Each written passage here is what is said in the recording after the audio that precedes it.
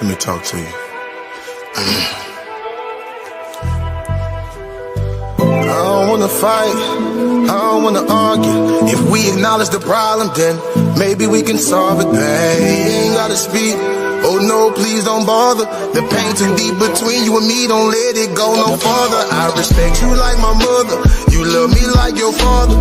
We barely knew our parents, so that made our job much harder. By the blind, we both was brought up, no love is what they taught us. We reciprocate the hate we learned, and somehow they still fought us. All we needed was some tender love and care. A crowded room, don't be confused, ain't none there. Yeah. Say all we needed was some tender love and care. They want you around, but you feel love when you not there. Oh, it ain't fair, you see, I promise I would never push you, never hit you, I would only love you. Yeah. Promise that I got the tat, I'm proving there can never be another. Yeah. Promise that I got your back and we would never let each other struggle. I honor that you got my back, cause you the brain and baby I'm the muscle, so I trust you. That's why I love you. You keep the devil beneath your feet, but God above you. Babe, that's why I trust you. That's why I love you. You keep the devil beneath your feet, but God above you. They call us the power couple. Shout out to others who left some things along the way, but not each other. Hey, my power couple, straight from the struggle. They lost some things along the way, but not each other. They call them. You can put the house in your name, I can put the lights in my name.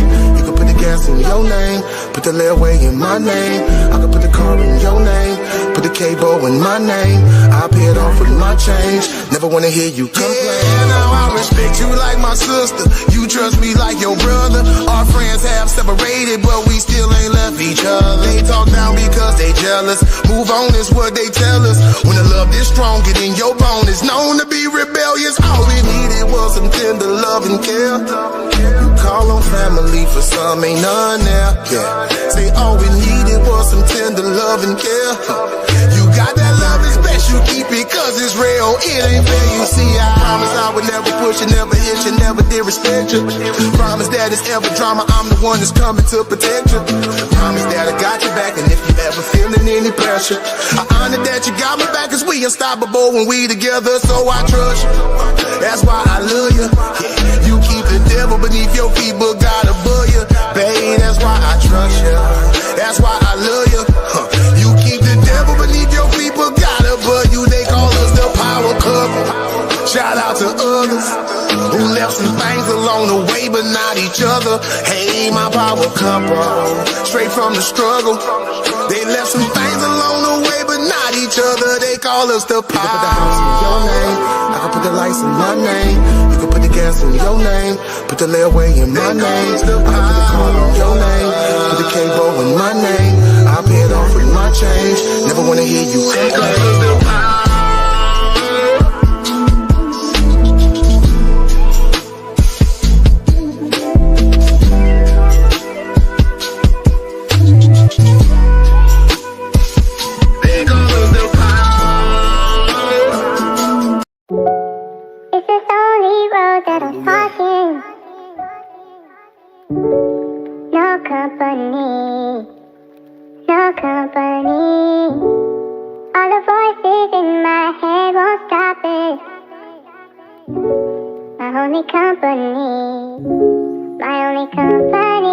Blood off my hands, the judgment coming fast, too much blood on his lane. The second exodus is about to happen, he playing. He's sending out the winds, on this rock we gon' stand. We gon' trust the son of man. Just the final album was disconnected from the source, we done found the power. Messiah built the church back, gotta trust the founder. The carpenter, got the father with him, ain't no stopping you. Protected by the winds if you got his help with you. Stand on the narrow, the father gon' provide, y'all his eyes on the sparrow. Never seen the righteous get forsaken, not at all. The devil trying to take us cause he know he about to fall. And Michael standing up in his hour, keep the laws. We gon' blow the trumpet, we ain't go to war with all. Messiah made a way, he laid it down for all flaws. We got the father with his Zion, stand tall. Protecting these commands, they at war with him. The dragon man, cause the remnant about to score with him. The children of the prophets, we done finally hockey. The law is the light, got us out the darkness. Return to the Father, ain't no other options. We let Messiah in, we done heard him knocking. Worthy is the Lamb, ain't no better time, surrender all right now. Ain't no looking back, you ain't lot wife, hell no. Fit for the kingdom, ain't no way that he gon' fail, y'all. Training up his kids, ain't no way we gon' derail, y'all. The devil making war with the saints, man, he smell, y'all. We gon' go to war about these commandments to the end. Protect my father word, this ain't no game, this ain't pretend. Messiah coming back, we study yelling, I repent. The angels on the corner, finally blowing out the wings. Ain't no other way to get protected but the blood. I'll put your mercy and your grace around us. Keeping these commandments, cause we know that's real love. Building up this ark, cause you send it out flood. What you see is hand upon this land, it's time to leave. Sodom and Gomorrah out of order, time to flee.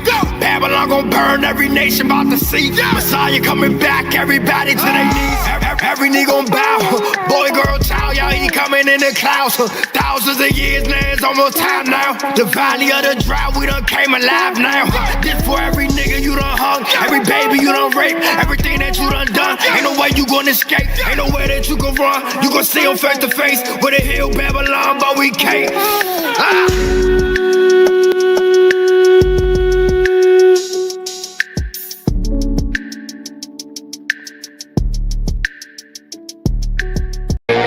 We not CUC, no, or F.O.P.E, no, or ADUIC, neither. They wanna be like us, you know you not like us. You not HBG, UIUIC, UGOCC. No, you not like us. No, you not like us. All these camps be talking about nothing. Why is they frontin'? They never follow commandments, they jump to assumptions. We spinning facts and they run. They wanna be like us.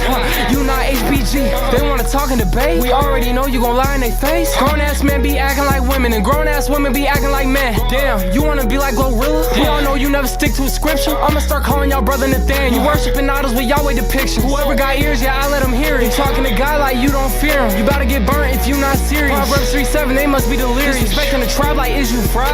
They want smoke like you the most high. Stay off the weed, clear your mind. Don't believe what they say, just believe in Yah. Not CUC, or F.O.P.E, or ADUIC. Neither, they wanna be like us. You know you not like us. You not HBG, UIUIC, UGOCC. No, you not like us. Shout out to K. Judah, he the one keeping it real. Y'all run away from my daddy, you acting like he pulling up with a steel. He tryna feed y'all knowledge, you don't wanna eat, you don't want a meal. Y'all be Deuteronomy 28, 48, y'all still in the field. Y'all be deceivers for real. How you gon' lie to your people and act like you keeping the truth concealed? It's about time that y'all wake up, I've been reading Ezekiel. 1 through 3 for real. On the mic since 3 for real. Stop trying to be like us. Not CUC, or F.O.P.E, or ADUIC. Neither, they wanna be like us. You know you not like us. You not HBG, UIUIC, UGOCC. No, you not like us.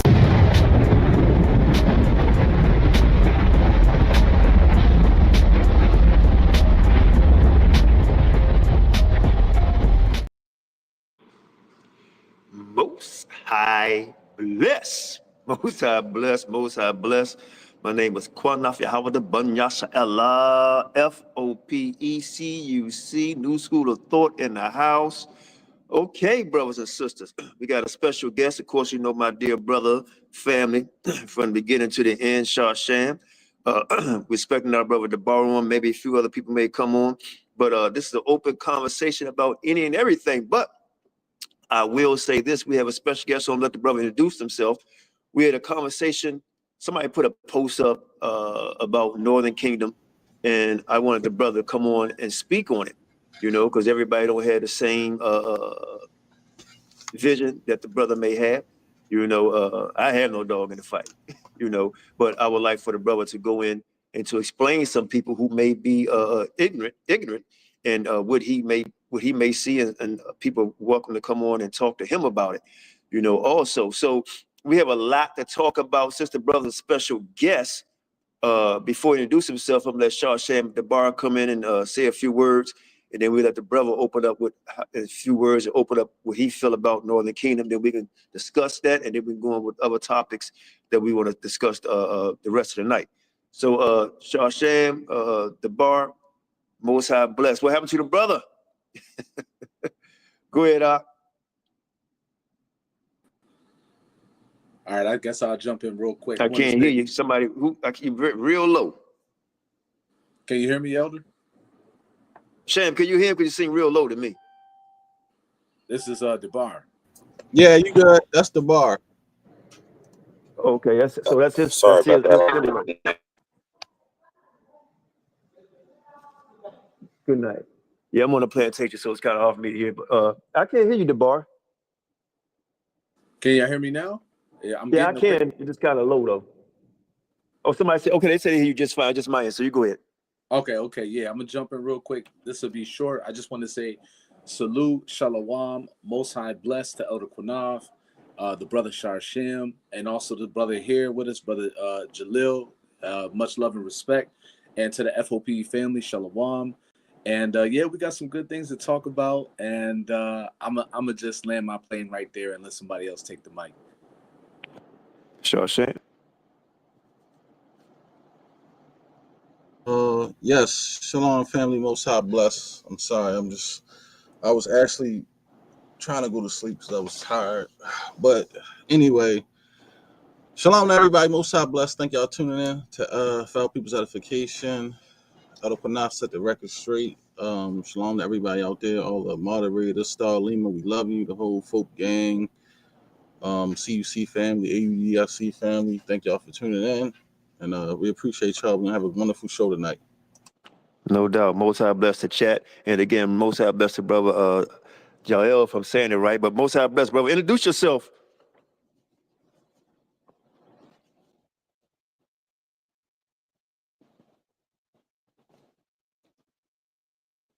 To the Can brother, y'all hear me? Introduce yourself, my dear brother. Jael, go ahead. Yes, shalom everyone. I'm Brother Jaleel.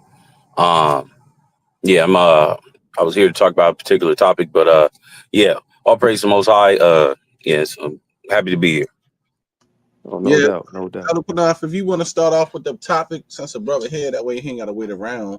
Okay, We we'll do that. can So the brother, okay, yeah, no doubt. The brother, I don't know if it was his post, but somebody put a post up saying talk about who's the Northern Kingdom, and I jumped on the thread, and I was like, that'd be an interesting conversation, for someone to take that up in a debate or just having a conversation. The brother said he would debate it. So I mean, I love debates, but I'd rather have a conversation. We can have a meeting of the minds, and and see where we at with this. So I would just ask a few questions, and the brother can ask a few questions or go in however he want to go in, and he may have some other brothers that may come on with him uh, to land me back, I guess, on some of the things that he may say. So my first question will probably be, well, no problem. My first question would be, hold on, Elder QANATH. It's somebody named Judas Ruar. You know who that is, Jaleel? To the person in the can you show your face? We asked that see everybody's face first because it's an open platform because I did invite a few other weird, people on. weirdos coming on our channel, and I don't want anybody doing anything. Yeah, just show your face, and then we'll go forward from there. While he's doing that, the first question would be a two-part question, I guess. Who would you say is the Northern Kingdom, and do you believe in the chart?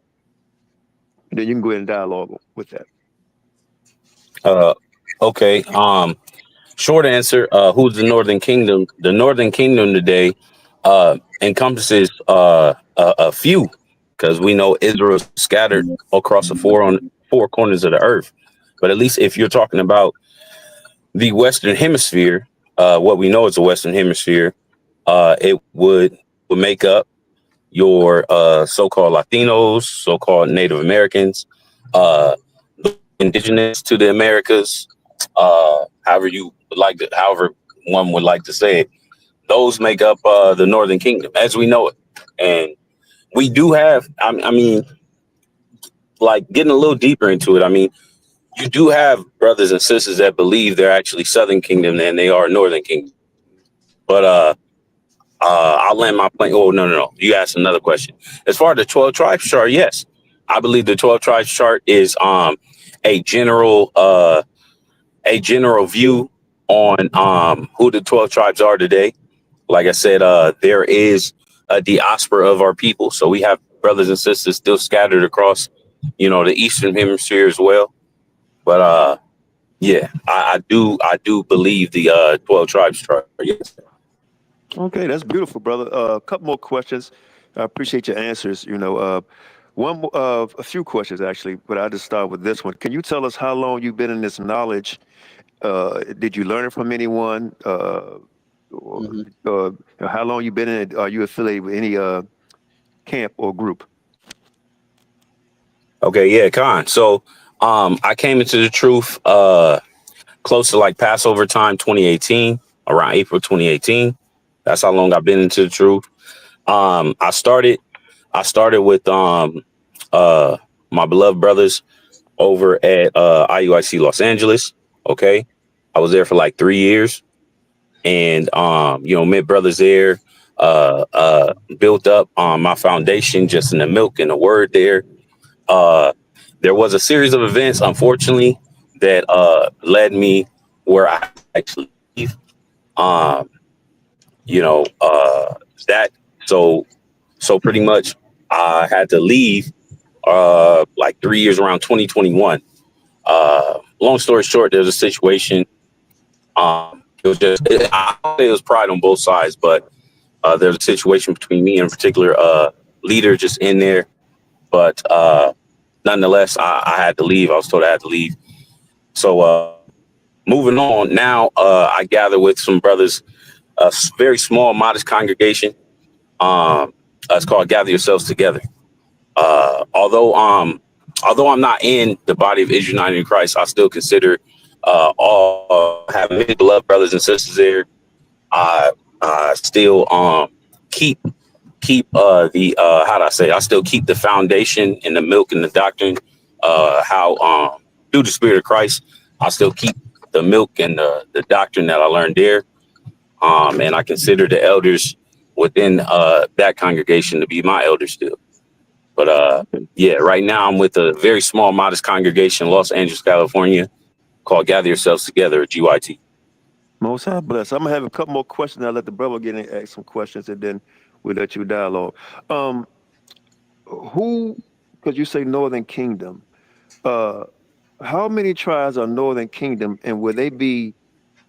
And what tribes are what you could say Southern Kingdom? And can you differentiate the two from Latinos and so-called African Americans? Are there, because some people say that Northern Kingdom are 9 tribes of Latinos and 3 tribes of so-called African Americans. Would you agree to that, or what's your perspective?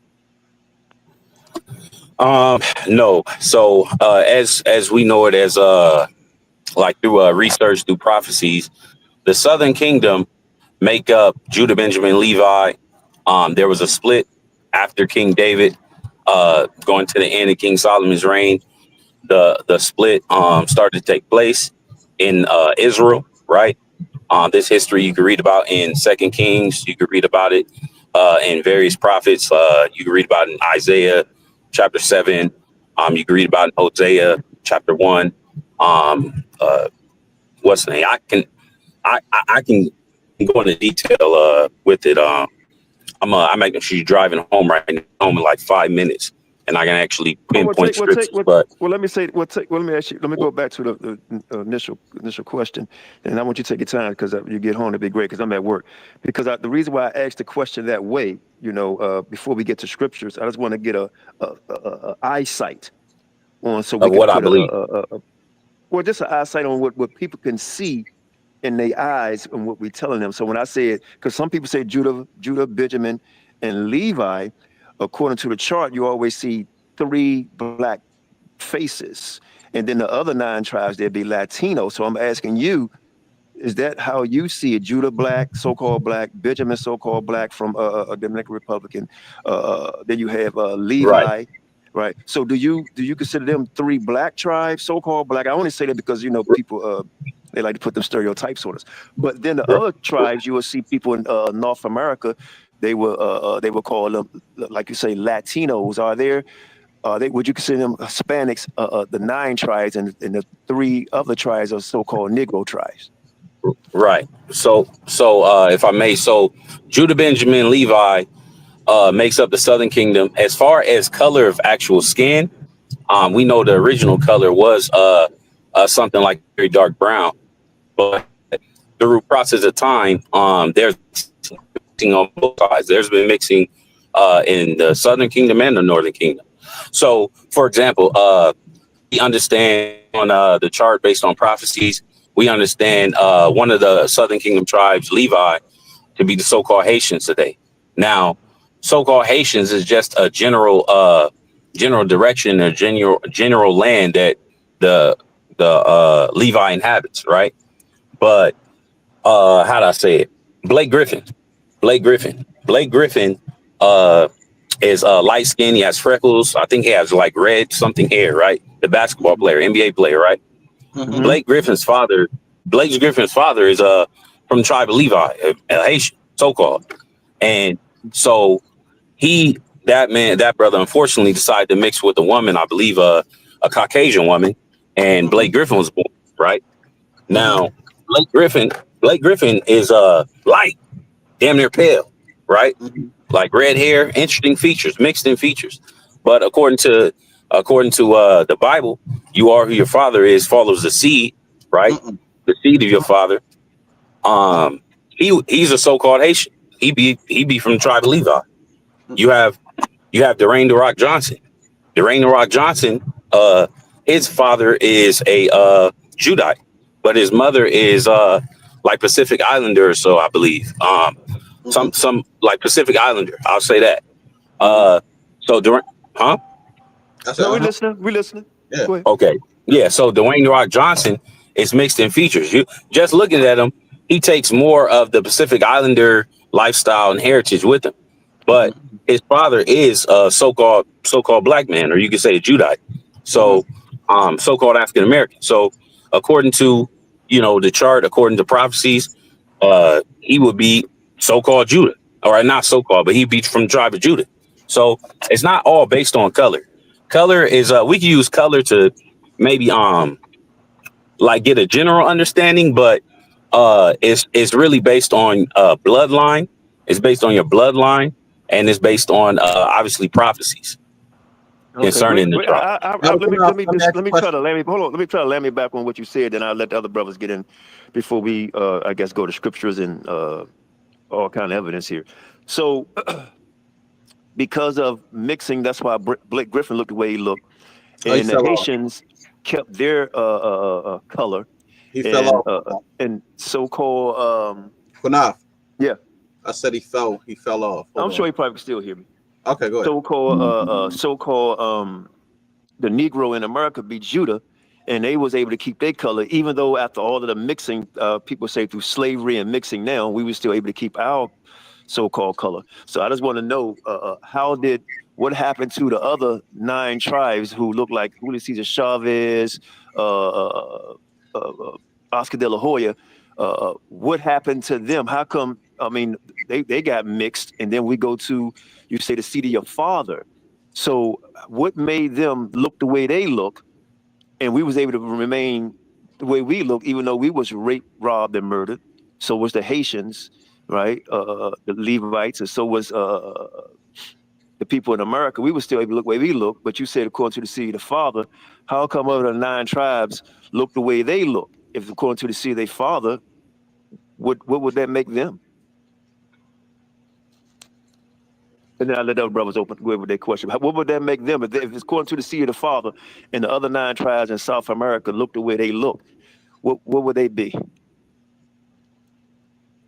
Yes, hello. Yes, I was saying, because you said according to the seed of the father, and you used Blake Griffin.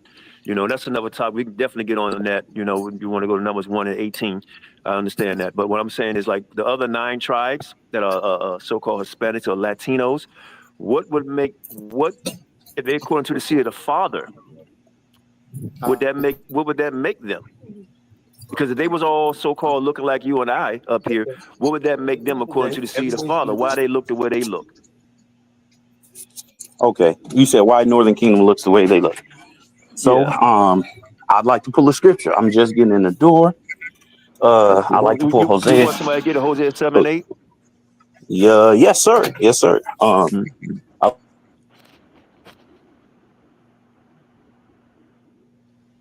Hold on, Panaf. Give him a minute since he just walked through the door. Yeah, and then when he do that, I'm gonna go and then when somebody get verse 16 for me, I have to read that. Then I'll let y'all go ahead and open up. Let's keep it nice. Right. So Literally, yeah, 60 seconds is all I need. Hold on, give me just No, a go second. ahead. Take your time, brother. you good? Yeah, go ahead. So family, we're gonna have a discussion on the Northern Kingdom for a minute. So the brother, he's first of all, y'all already know Al's stance. You know, we come out of the One West School of Thought. I've been in the Nation of Israel for 14 years. I was a chart pusher on the street for about 8 years, pushing the chart. But y'all know we don't believe in that doctrine anymore because we know it's 100% lies. But this brother here to defend it, you know, and it's all right. We appreciate the brother coming on because hopefully we can get a brother some understanding that nobody from One West could ever give us understanding of out of the scriptures. You know, the Most High had to give us the understanding. So, you know, everybody, please be respectful in the chat. Please be respectful to the guests. You know, and let's respect everybody's opinions. Shalom, Queen Naphtali. Thanks for coming on. You want to say anything before we start, Queen? Because you didn't get a chance to. You came on late, so if you want to introduce yourself before we get started with the brother.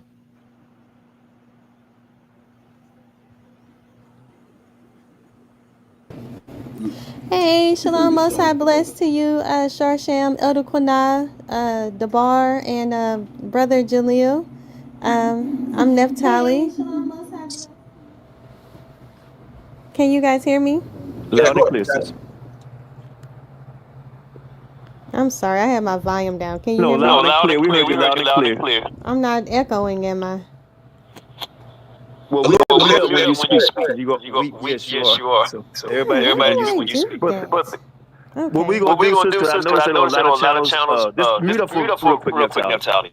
What No, I noticed is I don't tell know him. what it is on your end, but when you No, she come on got. people's show, you have a lot of feedback. So I'm what we're about to gonna tell do her. when you speak, Hold on, we're Queen. gonna mute and No, vice hold on, versa. Queen. I'm about to tell her. Now, Charlie, go into your microphone settings. It should be like echo cancellation there. When you go into audio, yeah, when you go into audio, right? Check where it says echo cancellation. Make sure that box is checked and it's supposed to cancel the echo out. That's right under when you go into your microphone settings. Go to settings, hit settings, then hit audio. Then you'll see something that says echo cancellation.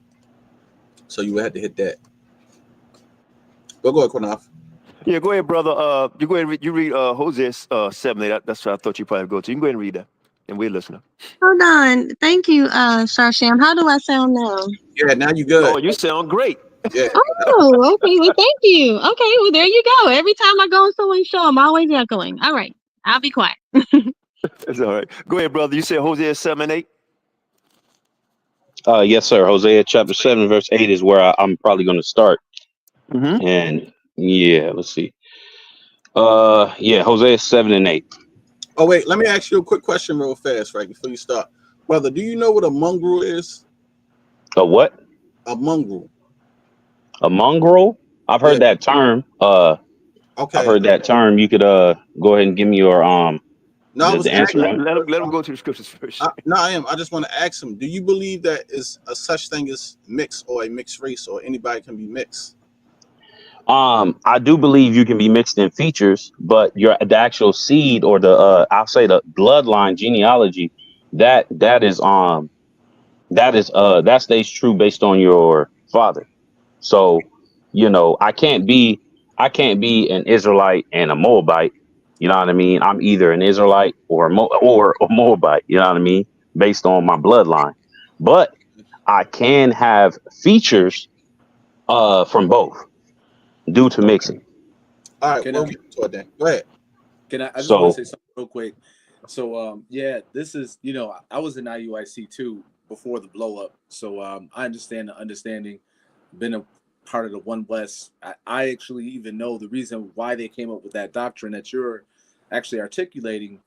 And I just want to say for the audience, this is one of the things that we got to have mercy and patience on, because a lot of our people, and I know it, when you first getting exposed to this knowledge, it really takes like 10 years for you to be in the truth before you really start learning. You know what I'm saying? And a lot of the One West understanding, especially Numbers 1 and 18. So, dear brother, after you get done with the scriptures, I want to kind of walk you through that, not to necessarily change your opinion, but to give you the greater context for what that conversation was talking about, because you might see something, or you might meditate on it, the Most High might show you something. But the overall, what I'm just trying to articulate to you is that this is par for the course for people that come out of One West. What happens is they say, "See to your father," and that's not what the scriptures is telling us. The scriptures is telling us that that has to do with how we arrange ourselves with war, and we'll go over that, and hopefully in the spirit of the Most High it'll be clear. But if it's not, brother, just pray on it, you know what I'm saying, and let the Most High, enlighten your spirit. But yeah, let's go ahead and get that Hosea 7 and 8. All right. So with that being said, Hosea chapter 7 verse 8 is where I start. And then I'm going here once again to prove, I mean, it's really for all Israel, because all Israel has like intermingled through various captivities. But I'm going to try to focus on just Northern Kingdom for right now. So Hosea 7:8 says, Ephraim, he have mixed himself among the people, right? Ephraim is a cake unturned. So Ephraim, can we agree Ephraim's like the head tribe of the Northern Kingdom? Yes. Right? Mhm. Okay, cool. So so we agree there. It says Ephraim, he have mixed himself among the people. Mhm. Now, Ephraim was the leader of the Northern Kingdom, right? Mhm. So things that how do I say it? Ephraim does not just encompass solely that tribe, it also encompasses the other Northern Kingdom tribes, because that split happened between, you could say, Judah and Ephraim, or Southern Kingdom, Northern Kingdom, and those other Northern Kingdom tribes are pretty much included, is what I'm trying to say in this verse. But I'll keep reading. Ephraim, he have mixed himself among the people. So I already said earlier that, okay, you can't be like from two different nations, right? I can't be an Israelite and a Canaanite, or Israelite and a Moabite, right? But I can be mixed in features. Ephraim, when you understand the history of the split, they began to mix with in abundance with these other nations, especially the ones they went in captivity to, like Assyria, and so on. So Ephraim, he have mixed himself among the people. That's the mixing, really going into like sex. But it says Ephraim is a cake not turned. Can you prove that though? Hold on. I Wait, want to let him finish. Let him finish up on. Can I prove what? You said that the mixing is sex. Can you prove that? Yeah, if you give me a couple seconds, I can prove that. You want me to pull the script right now, or Hold finish? on. Finish here. Let him finish up that. Let him finish playing his 8, and then. Okay. Go ahead. Well, okay, go ahead. I'm gonna let you finish, and then we'll ask. Sorry. Okay. So it says Ephraim is a cake not turned. So we can use the analogy of a pancake. We can use the analogy of just a bundt cake. Okay. A cake not turned is a cake that is being being cooked on one side and not the other. So a cake not turned in the oven is going to be, one side is going to look different. It's going to have different features, or you could say even be lighter than the other. You know what I mean? So that is just one precept on how we understand the differences in looks and in just physical appearance. I'll precept this with one more, and then if y'all have a question, by all means ask. I'll precept this with Jeremiah 12:9.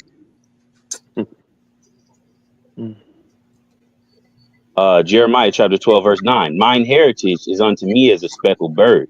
The Lord's heritage, according to Joel 3:3, is Israel, or the Israelites. It says, the birds round about are against her. Come ye, assemble all the beasts of the field, come to devour. That first part is the point, at least for the mixing. It says, mine heritage is unto me as a speckled bird. If you get on Google right now and you type in speckled bird, you're gonna find birds with a plethora of different colors on them, or spots. So that's just that's a similitude, or a simile, a comparison between these birds with many colors and Israel. Another precept to help Let me, like at least okay, understand the let me, mixing. I appreciate it. Let me, before I let my brothers and sisters jump in, just let me, because if you go back to Hosea 7 and read verse 16, Mm-hmm. and I just want, this is my understanding, and then they can go to explain more dealing with Numbers 1 and 18, what it means. The book is called Numbers. It's called Numbers, and it's called Numbers for a reason. And then when you go to Jeremiah, when you went to verse, I think it was verse 12, you were talking about 9 and 12. If you start at verse 7, and it's talking about the heritage. If you start at the beginning, it tell you it's talking about the heritage. And Christ don't come back, as I think is in Acts, he don't come back for anything that's speckled or spotted. He's coming back to clean up the spot and speckle. But if you, I believe it's verse 16, and then I let the brothers and sisters go in and give you their understanding, then we can dialogue from there. But can you read, I think it's Hosea 7 and 16, I believe it is. I don't have, I'm at the plantation. I could be wrong. Can you read that for me? Okay, yes. Hosea chapter 7 and verse 16. They return, but not to the Most High. They are like a deceitful bow. Their princes shall fall by the sword for the rage of their tongue. This So, shall be their derision so, in the land so of Egypt. right. So if they turned, and now they turned back and like a deceitful bow, do you understand what that means? Because the precept of that is in Jeremiah, but do you understand what that means? You're saying, you said, but If you the read deceitful 7, bow 8, part, 7 and 8 said they he have uh, mixed himself. they mixed Yeah. themselves. But verse 16 says, what did it say it again? You said verse 16 says they return, but So what not did they of the return? What most did they but return not to to? the most high. Right. What they return to though? But not to I the mean, Most High. they return to, first and foremost, Israel returned to their sinful ways, right? But this one this one mentions at the end, it says, this shall be their derision in the land of Egypt. So it's historical when you go through Kings and Chronicles that Israel, all the tribes, we will always look to Egypt for some form of safety or some form of shelter. So that is them returning to their former oppressor for some form of comfort. Because at this time the Most High was giving Ephraim, the Northern Kingdom, hell for turning away. And they thought they could leave the land and be like, okay, we'll go back to Egypt. Things are looking good over there. You know what I mean? That's really what that's So going that's into. what. So from my understanding or understanding, that's what verse 8 is talking about. Verse 8 and verse 16 is talking about the same thing. Cake don't have anything to do with color or sex. And then Right. when you go to Numbers Okay. 1 and 18, if you go to Numbers 1 and 18, if you actually start, you can start at the beginning all the way to 8. The whole Yeah. chapter is not talking But about. Just real quick, Let me it's walk not him through the numbers one real quick. okay. I'll let you yeah, walk it I'd through it. like to And ask a then, question, but Mhm. I'll wait. I like to No, ask a question. I Hey, let the brother, I I let want the brother go ahead, and then I let Sham. I mean, the I want bar to and Shah say this. Sham, and then Neftali. But that's all I wanted to say about yeah. verse 16. Is talking about the same thing in verse 8. That's what I'm saying. Okay. Right, Yeah. but wait, Okay. before we jump to that, y'all, Mhm. I'm not trying to confuse it, brother. We got to deal with the part where we was talking about the sex set in Hosea 7 and 8 when he's saying that he mixed himself with amongst the people that was sex. Well, brother, that's not sex. Do you understand the Hebrew language? Have you ever dealt with the Hebrew? No, it's not necessary, but because It's I'm fluent definitely in necessary. English. It's definitely necessary because a lot of the stuff that you read in English doesn't mean that in the actual language when you really read it. When you read that scripture there in Hosea 7 and 8, where it says he mixed himself amongst the people, that word there is balal, which means mingled or mingled amongst people, meaning he was according to their idolatry ways. When you go to the book of Ezra and Psalms, it says that Israel, Ephraim, he mixed his holy seed. That Hebrew word is Arab, which means he had sex there, meaning he intermixed sexually. So when you said it was sexually in Hosea 7 and 8, that's not true. It's sexually in the book of Ezra and the book of Psalms, where the Lord said Israel mixed his holy seed. So we broke this down with the elders and all that. That's why they don't teach Hosea 7 and 8 no more. They've been Right. stopped So because it okay, can was a I lie. John, can I Can I give a further explanation then of Hosea 7 and 8? Well, yeah, May I? we Okay. Well, was you talking trying to, I think you saying Hosea 7:8. That's why they look the way they look. You saying No, the pancake means r- color. right. No, a pancake. If a cake is not turned in an oven, in an oven, does the side turned and this pretty much does no, right. It don't turn right. One side will get burnt, the other side will stay light, right? But the or the heat? Does it look different? No, this brother, it's basically talking about. Hold on, Shane. But basically, it's talking about, brother. You can't be lukewarm. right, You being lukewarm. That's why verse 16 is talking about they return, but not to the Most High. Meaning right, you Right. being deceitful, like a deceitful bow. Oh, I love the Most High, but you're going out here tricking. So right, you can't have it. Right. The You cake. The cake is talking about. The cake is talking about you warm on one side and hot on the other. That's oh, the cake. The cake will have everything to do with color. That's why I told you to go to verse 16 oh, when it says deceitful. They return but not to the Most High. And we have r- precepts on that. So that's what it okay. means. The I cake have is more being precepts deceitful. too. But I'm Yeah. just Okay. saying, when you got the precepts, I, you said sex, but then you're trying to say the cake means I color. See, it's haven't even dark got on to. one No, side no, no, and no. light on the other. Sir, with all due respect, Slakia, I have Mhm. not even got to explain why I said that mixing is pertaining to sex. Okay, go okay, ahead. go ahead. Oh, Then okay, barring thank you. Natalia. Thank you. So to Yeah. answer that first question, I asked a question, but I'll answer it too. Mhm. When you cook, let's just say a pancake, okay? Because that's simple. Everyone has made or looked at pancakes being cooked. The uncooked side of a pancake physically looks different from the side that has been cooking. No one can deny that the uncooked side of a pancake does. No one can say, oh, they look the same. No, that would be madness. So so in that same way, Ephraim, Northern Kingdom, is going to physically appear different due to mixing, and that mixing is not just talking about the mingling as far as going to live by or going to live around. It's also talking about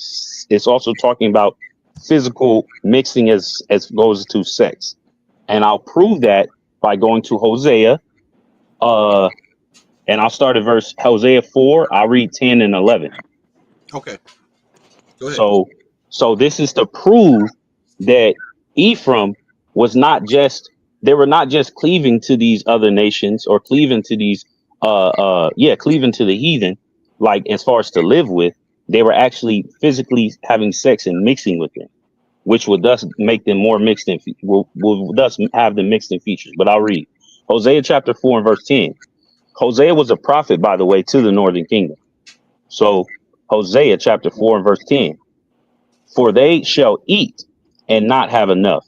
They shall commit whoredom and shall not increase, because they have left off to take heed to the Lord. Verse 11, whoredom and wine and new wine take away the heart. So whoredom, whoredom is I'll try to make it simple. It's two things. Whoredom is going into the other philosophies and pagan idols and worshiping of other gods, okay, but it also is going into the actual intermixing, and I'll precept that with another verse in the Apocrypha, just to show you that a whoredom is talking about physically mixing and having sex with these other nations. Okay. Let's see. That's I'm that's good. That's good there, brother. Like these precepts we already know. These are what you call like common precepts, talking points. We understood, and Yeah. I'm this. So The scriptures say, can I finish let up God real be quick? true. Yep, I understand. Well, I know everything you about to bring up. Can I just can we okay, I'm just gonna get a space to speak again, right? I'll yield, but yeah. I'm still not Yeah, done you with my go. point. The Yeah, I ball, was just trying to let him just finish, and then we'll go. Let him finish, because I all don't right, want go to feel ahead, like we brother. cut him off. And Well, then you can after keep this going, brother. precept, brother. We're rebuttal when you're done. Okay. We're And rebuttal then when you're after done. this precept, brother, you about to bring in the Apocrypha. Can I bring you back to Numbers? And I got like two. Mine is gonna be fast. I only got like three precepts. That's it. Okay, understood. So, I'm gonna prove that whoredom It's not just talking about stepping away from the Most High, worshiping other gods. It's talking about physical sex with these other nations. I'm gonna read Tobit chapter 4 and verse 12. Now, we understand in Hosea that whoredom was pertaining to Ephraim, because that's who he's prophesying to, Ephraim or the Northern Kingdom. I'll read Tobit chapter 4 and verse 12. Beware of all whoredom, my son. So the topic at hand is whoredom in the top part of the verse. And chiefly take a wife of the seed of thy fathers. That's talking about of the bloodline of your fathers, or the nation of your fathers. Say that one And more time. it said, okay, beware of all whoredom, my son. And chiefly, meaning mainly, most importantly, take a wife of the seed of thy fathers. So So stop taking, real quick. yeah, go ahead. Do Hispanics and Native Americans have the same fathers as you and me? When it comes to Abraham, Isaac, and Jacob, yes. What about in the 18th and the 19th century? You said, what about that? Well, that wouldn't change their fathers being Abraham, Isaac, and Jacob. Why wouldn't it? It's a different father. I'm so confused. Abraham, Isaac, and Jacob, I'm talking about the patriarchs in Genesis. That would Do you not know change. the word Hispanic? Is that Spanish or is that Hebrew? Um, the history on the word, I know it refers to from Spain, or property of Spain rather. As Okay. far as it deriving from Hebrew or Greek or Latin, not too sure. Don't go to, just stay with me for a second. So you said it's Spanish, right? In origin, Okay, yes. correct? Okay. So what race is Spanish? The Spaniards, that's Caucasians. Okay. So But do they have the same seed, the same forefather? I'm gonna let you no, finish. Go ahead. Caucasians do not have the same forefathers as the Israelites, the 12 tribes. That term Hispanic it's like a byword that was slapped on the colonized lands and the conquered lands of the Americas. It was slapped on a lot of them, just like Latino. That's why I use so-called a lot. So-called black, so-called Latino, so-called Native American, so-called Hispanic, because these are terms that were like given, forced, and like pretty much stamped on our people. You know what I mean? We Okay. were discontinued from our original names and original tribes, our tribe names. So I'll go there. I have a history book too with some notes in it, and if you give me space, I could read a little bit of that. It's called Lost Tribes and Promised Lands. But I'll go. We had that I'll book. go. Yeah, Yeah, it I'll was go. debunked. It was debunked, brother. I don't know if you realize that by Native Well, Americans and okay, also, um, okay. mhm. Well, But there are other sources that say that is a very viable book to history and validated. You know what I mean? And when I line it up with what I see in the prophecies in the Bible, it lines up, so it's yeah, valid to me. But no, I got you. but I got you. but And I don't want to Tobit interrupt 4, you yeah, Tobit yeah, 4:12. Yeah, I'm sorry. yeah, con Tobit 4 and 12. Be aware of all whoredom, my son, and chiefly, meaning mainly or most importantly, take a wife of the seed of thy fathers, and take not a strange woman to wife, meaning not the seed of your fathers, not your people, not the children of Israel. We know Tobit was from the tribe of Naphtali, and it says, which is not of thy fathers' tribe, for we are the children of the prophets, Noah, Abraham, Isaac, and Jacob. So it mentioned the patriarchs right there. I'll stop, but Yeah. well, actually, I'll finish. Let me Remember, jump in real quick before I let Naphtali and y'all jump in. Hey, And I'm only going to talk about the scripture that you read, my dear brother. If it didn't matter, he wouldn't have said chiefly take a wife of the seed of your father. If it didn't matter, he could have said, Israel, screw everybody, still going to be Israelite. He said, chiefly take a wife of the seed of your father. Two, when the brother the bar went in on the Spanish or the Spaniards or whatever you want to call them, right? Those were not Israelites that came to North America and made it with what you call Native Americans, and if you really Genghis Khan people and a whole bunch of other people, Asians, and Canaanites that were here. But if you look at the Spaniards that came here, they were so-called white people. So they came over here in their ships and they made it with the women here. And we use your terminology of Hosea 7:8, right? Because they was having sex with them. And this is maybe why they look like Blake Griffin. But you said Blake Griffin's father is black and the mother was white. So now we got to go what the doctrine is that the Spaniard, which is a man, the Spaniard man came and made it with these Native American, or what you call indigenous. Indigenous mean they're from this land. Okay, indigenous mean they're from this land. And when you go back, these people were here before Israel even existed. That's one. But if we look at it, go back again, and then I want them to jump in before you answer. I just want this to set there, just if you could just write it down. If the Spaniard, the man, came here and sexually assaulted or whatever to the women here that you say were Israelites, then the children of that Spaniard would be Spanish, Yes. Latino, Latin. God. That's what they would Okay. be. Now, if the Israelites came here and had sex with the natives here, according to your doctrine, they would be Israelites. But if you're saying that the Spaniards came here and it was men down in South America and had sex with them women, what would the children be? And then I'm gonna let this. What would the children be if the Spaniard men came and had sex with the natives here? What would the children be? If you're talking about a Spanish or Caucasian man having sex with a native or indigenous woman, Mhm. that child would be Caucasian or Spaniard. Right. So now, if I, a Israelite man came here, like you said, we were so-called brown, right? If we came here and made it with the women that were here, that was Israelites that came here before we came here through the cargo slave ships or whatever. But if it was Israelites already here and the Israelite man came here and made it with Israelite women, then there would be no Hosea 7:8 a turnt cake looking this way and looking that way. The way they look, according to the doctrine, is because they had sex with white men. Exactly. okay. Okay. May Can I I can I get my may I speak my precepts? piece on that?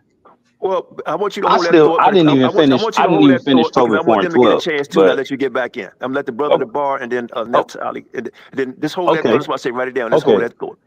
Okay. I'm a hold my peace. Go ahead. Go ahead, bro. Okay, Go all ahead, the praises, bar all and then praises. Nephtali. So, brother, man, I'll say this. Just we all been through this whole thing that you're experiencing. I don't want you to be defensive or, a lot of times there's a book called The Miseducation of the Negro by Carter G. Woodson, and oftentimes when you get bad information that's presented as right information, there's a zeal that you have for wrong information, right? And I don't want you to feel attacked or anything like that. We're going to go through just a few precepts. And if the Spirit of the Most High be with you, you'll be enlightened to it. You know what I'm saying? But from this conversation today, when you go to bed and when as this, passes through a week or through a month, just pray to the Most High that your eyes would be open, because this is a huge deception in the Israelite movement. And it was done for a reason, because what you're talking about, seed of your father, that's 100% false doctrine in this channel and many other Israelites, even Ron Dalton's camp, many people, it's been debunked and disproven. So let's just go to the scriptures real quick. Don't want to hold you too long. I'm gonna just do some basic precepts that you're probably familiar with, because this is what they teach you when you first come into the truth. But there's levels to the truth. You know what I'm saying? And so when you first learn that you're an Israelite, you got to learn the entire laws, right? So let's just deal with the first one real quick. So I want you to read these precepts, brother. I'm gonna let you kind of read these things so that the Spirit of the Most High might give you some understanding. You see what I'm saying? And again, I'm not saying that to be critical or to attack you. You're our brother. We got nothing but love and respect for you. And we pray that at the end of the day, that we all be in this truth 100%, and we find the truth and the knowledge of the scripture. So go to Numbers chapter 1 verse 3 real quick, and then we're going to jump down, and I want you to read it, Brother Jaleel. Just read that. When you got to let me know, and you can start on it. And I'm going to try to emphasize certain words so that the understanding might be clear. Okay, you said Numbers, right? Numbers Yep. 1 and 3. Yes, sir. All right, I'm going there right now. Beautiful, beautiful. Appreciate you, brother. Okay, Numbers 1 and 3. Mm-hmm. Numbers 1 and 3, it reads, from 20 years old and upward are, Slakia, all that are able to go forth to war in Israel. Thou and Aaron shall number them by their armies. Okay, so this is going into 20 years old and upward. This is how we are arranging ourselves for war. But let's get some more. So before we read 18, go to verse 34. Read that. Actually not 34. Hold on 1 second. Yeah, I want you to read. Matter of fact, we're going to start. You're going to see a common thing right quick.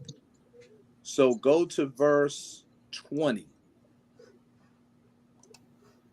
Okay, verse 20. Mm-hmm.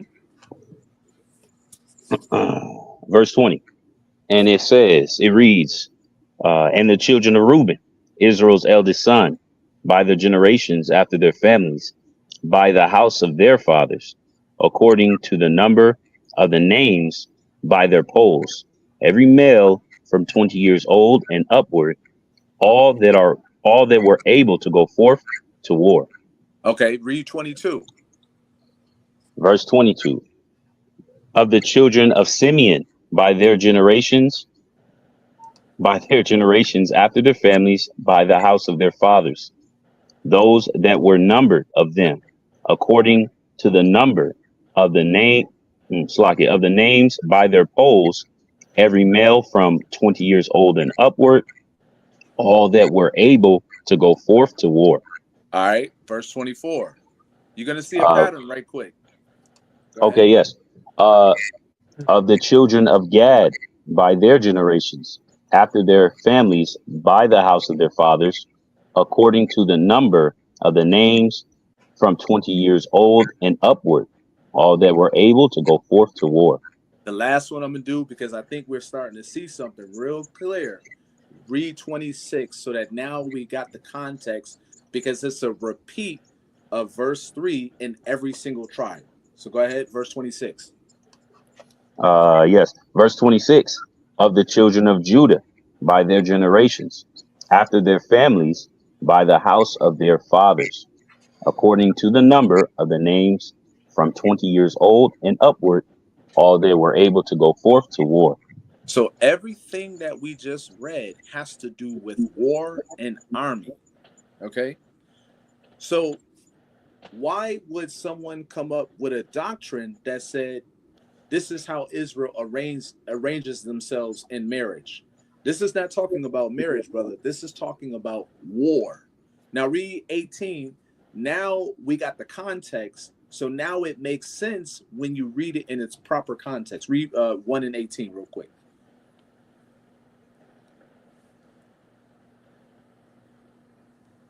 Verse 18, you said Numbers 1 and 18, right? Yes, sir. Yes. And they assembled all the congregation together on the first day of the second month, and they declared their pedigrees after their families by the house of their fathers, according to the number of the names from 20 years old and upward by their polls. So what happens in One West is they teach that this is about marriage when this is really talking about war. And we just saw that through all the verses. And we could have read them all, but I don't want to waste anybody's time and I don't want to be too long. The context had to do with war, not marriage. Now go ahead, brother. Go ahead. And remember, in this whole doctrine with this, the Levites was never mentioned either in this whole assembly, because none of them was going to war. And also, when it mentioned pedigree in the Hebrew is the Hebrew word yalad, which means children or childs. And when you read it in the English or etymology, it means purebred. That's what the word pedigree means. Purebred. Okay. Go Con, ahead. con. So, dear brother, I appreciate your cooperation, brother. You are amazing, And and thank you. Let me we're let the gonna. sister. Let me let the sister get in. Also, when we deal with the seed of the father, if Shawshank would get it later on, it's Israelite father who had two Israelite daughters, and he gave his daughters to two Egyptian women, right? I mean, to two Egyptian men, Mm-hmm. right? And a prophet came out of that. Right. So this is deeper than what you think. And also, if the sister can touch on something real quick, and I'll let you get back in, you can answer the thing, but I ask you, the sister can touch on what she want to touch on. But if she can touch on who them people are, uh, uh, according to their ethnicity, uh, going way back before Israel was even thought of, through the Bering Strait, the Aztecs, the Mayans, and all them. Uh, I'll let the sister speak for a few minutes, and then, brother, you can head the floor back again. And also, thank you for your patience. Whether you see Yep. it how we or not, hopefully you go back and watch this video. We can also talk offline later and have this conversation again. And people that's Yep. in the chat, I'm glad y'all being very respectful. And I see a couple of people in the chat is not as respectful to our channel. So, it is what it Elder is. But Quinah. sister, you can go ahead. Oh, you want to read that first, Sam, and then let Neftali get in.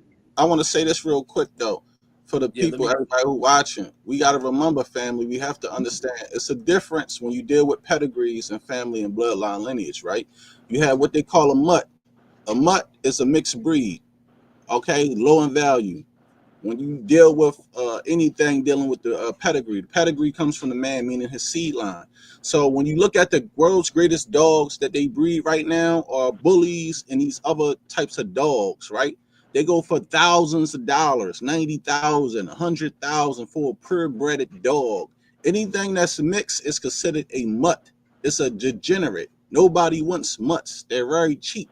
Everything the best in the world when you're dealing with pedigree, meaning lineage, what comes out of your loins, or in a Hebrew word for pedigree is yalad, meaning your children, is pure bread. Say it right here, a pure bread. Animal, human, or anything pure bread. Laval Ball said if he would not have mixed with that white woman, his sons would have been much stronger.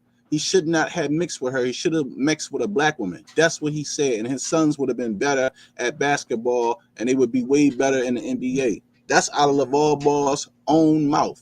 Go look it up. He said, my children would have been stronger if they was purebred, because he understands genealogy and mixing. This is the difference from being a purebred and being a mutt. His children is half-breeds. They're not Israelites. They what you would call mongrels. And we're gonna Ezra and Nehemiah told us what to do with that And also. But let the and I'm sister about get to. in after you read that, Sam, and then let the Hey, brother get back in. Been patient. hey, Elder Quinah, can I just get this because we just did military. I just wanted to touch on marriage real quick while it's fresh on the brother's mind, and then I'll give it to Queen Naftali. I got Go a ahead. few more precepts, but I ain't gonna hold it too much longer. So, okay, dear brother, so I appreciate you. Let's go. So now that we at least have the understanding that numbers is dealing with war and it's dealing with armies, right? That's military. It's not dealing with marriage like you were taught, like we all were mistaught. Let's deal with the law on marriage. And this is one that you're familiar with because I know they go over this all the time. So, brother, please get me Deuteronomy chapter 7, verse 3. And then I'm going to get one more after that, and I'm going to give the floor to Queen of Tali. I'm going to be real quick on this. So, Deuteronomy chapter 7, verse 3. Because let me ask you this, dear brother. Is interracial dating or marriage, is that a sin according to the Bible? I got it right here. Deuteronomy 7:3. Neither shalt Okay. thou marriages with them. Thou daughters thou shalt not give unto his son, nor his daughter shalt thou take unto thy son. Beautiful. So, brother, let me ask you a question. Under the false teaching of seed of your father, is that interracial dating? Yes or no, according to what just came out? What you talking about? Deuteronomy 7:3? Yes. Is that a law against Yeah. interracial dating? That's yes. The Deuteronomy 7:3 is one of the precepts, one of the commands against interracial marriage. Yes. Okay. So seed of your father, is that interracial dating? No, the seed of your fathers is simply your genealogy, your bloodline, your lineage. Okay. So let me ask it this way. So if I'm a black man and I give my son to a white woman, right? Am I in violation of Deuteronomy 7:3? Uh, yes, and I can precept that with another scripture. But yes, Okay, so that you would be. okay. So then that is so that's a sin. So let's get this last part, and I'm gonna give it the floor real quick. Brother, can you read First Chronicles chapter 9 and verse 1? Brother Jaleel, please get First And Chronicles chapter thanks 9, again, verse brother, 1. for your patience. After the sister get finished, then you can go ahead. You get Yep, 5, 7 minutes, whatever you want to say. yep. I appreciate it. Yeah, First that's Chronicles, you beautiful. said Okay. 5:1. Nah, 9 and 1. Yeah, let the brother Jaleel read it. Okay. Yeah, Okay, Khan, you said First Chronicles chapter 9 and verse 1. yes, sir. Okay, it says, so all Israel were reckoned by genealogies, and behold, they were written in the book of the kings of Israel and Judah, who were carried away to Babylon for their transgression. All right. So do you know why they were reckoned by their genealogy? You said why Israel is reckoned by their genealogies? That's the question. Yes, sir. Uh, I mean, in short, the simple answer is to keep track of the lineage, or to keep track of the bloodline. Excellent, brother. Excellent. So I'm gonna leave it there. There's actually a law on it. I think we'll bring it out a little bit later. It's Deuteronomy 23 and 2. But I'm gonna give the sister Queen of Tali the floor because I don't want to monopolize the conversation. But I appreciate you, brother, and I'll go on mute.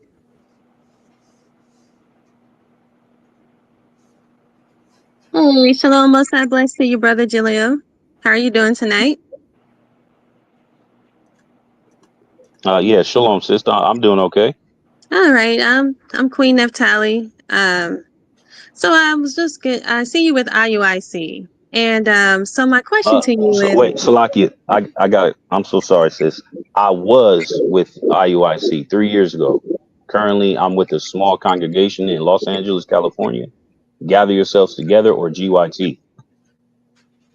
okay, but you share the same teaching, though. Yes, you could say we believe the same doctrine. Yes. All right, cool. Okay, so what about you in Africa? How do you feel about Africa? The our brothers and sisters on Africa in Africa. Yes, we according to many different prophecies and history, we understand that there are many Israelites scattered throughout all Africa. What about Ephraim? Do you think Ephraim should be found in Africa? It is very possible. That's very possible. Yes. Okay, so if Ephraim is found in Africa, how would they be found in Africa and here in the United States? Easy. Easy. I'll go to a story that we all know. Let's go to the Book of John. Uh, I could go to Second Ezra 13, where it says the 10 tribes crossed to the land called Azareth. But I want to go here first, just to show you, there were remnants of Northern Kingdom still around Northeast Africa, still around Israel. Let's go to John, and let's go to the Samaritan woman. Let's see. Give me just a second. Um, is it John?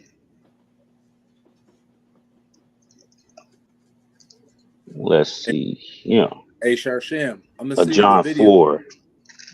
I'm gonna Okay. send you the video with Rudolph R. Windsor and Nathaniel talking about where Ephraim is. Okay.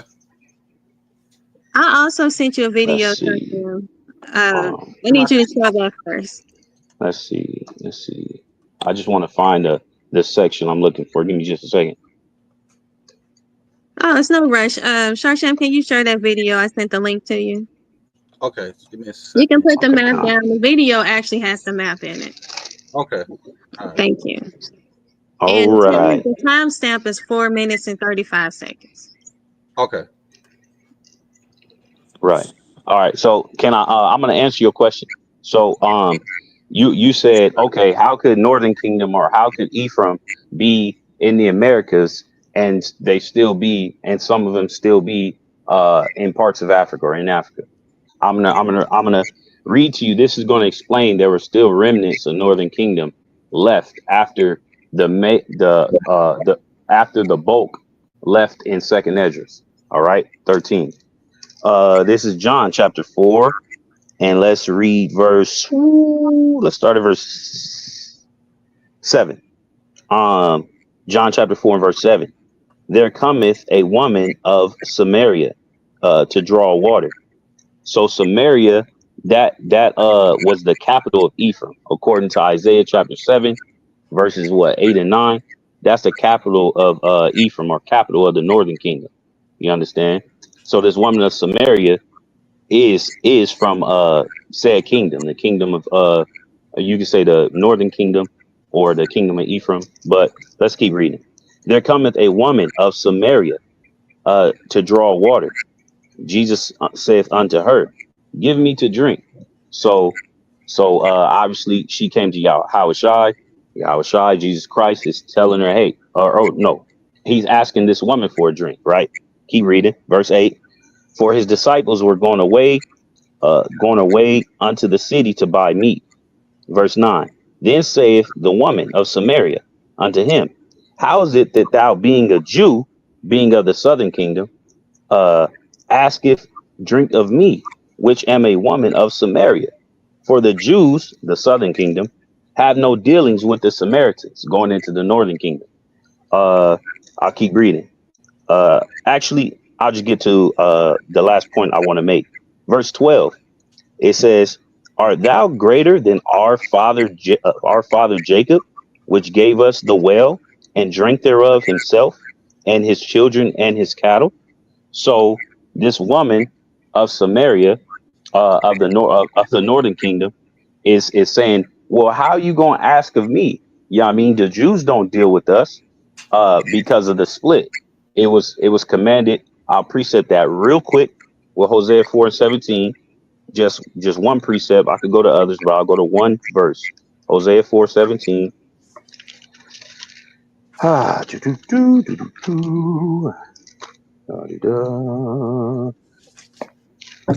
the southern kingdom during the split, they were told not to have any dealings with, to cut off or to separate themselves completely from northern kingdom. Uh, Hosea 7 and verse, is it 7 and verse 14 or 4 and 17? Hosea 4:17.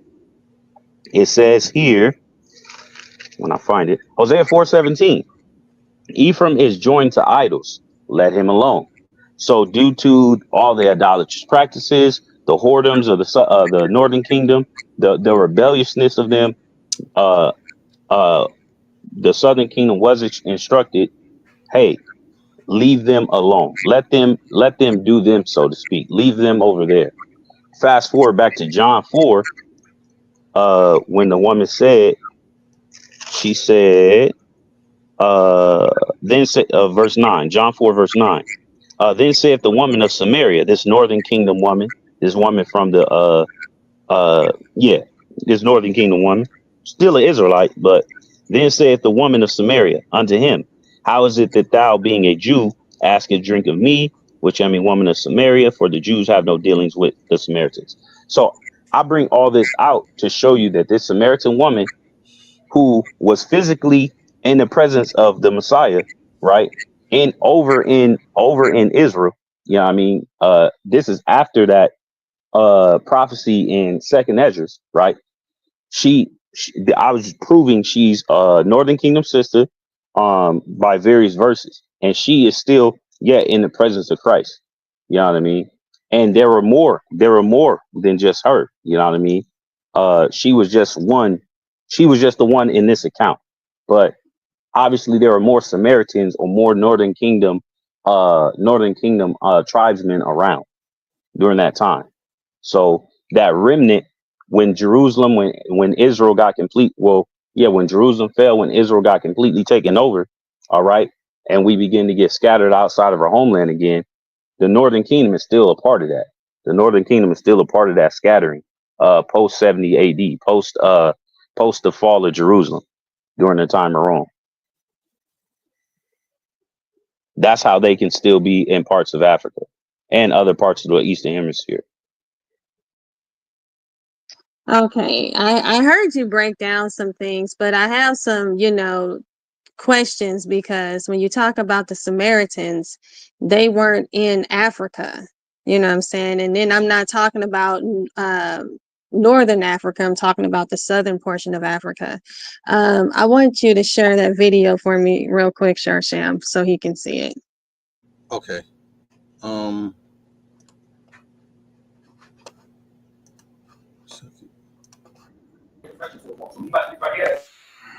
I tell you right here,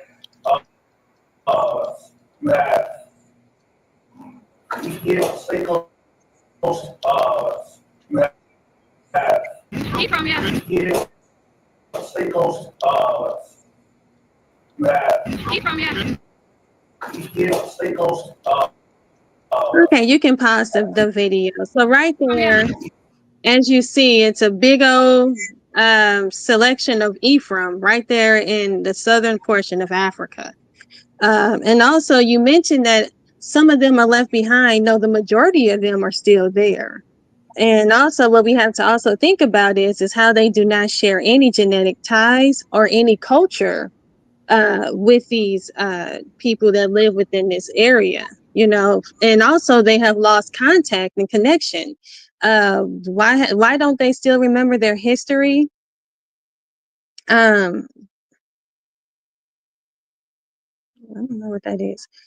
You know what I'm saying? They have lost their contact with history, and they also have lost their connection, and they don't have the genetic ties. So my thing is that we have to really think about, why is Ephraim in Africa? And we also have to think about the Puerto Ricans and how they mix with the Tainos, and also mix with the Spaniards. So they really aren't even whatever little bit of I guess what you would say indigenous and also Caucasian and black, what you would call African DNA, is no longer really with these people. I mean, what do you have to say about the fact that these people no longer share genetic ties or any type of cultural ties with them? Okay.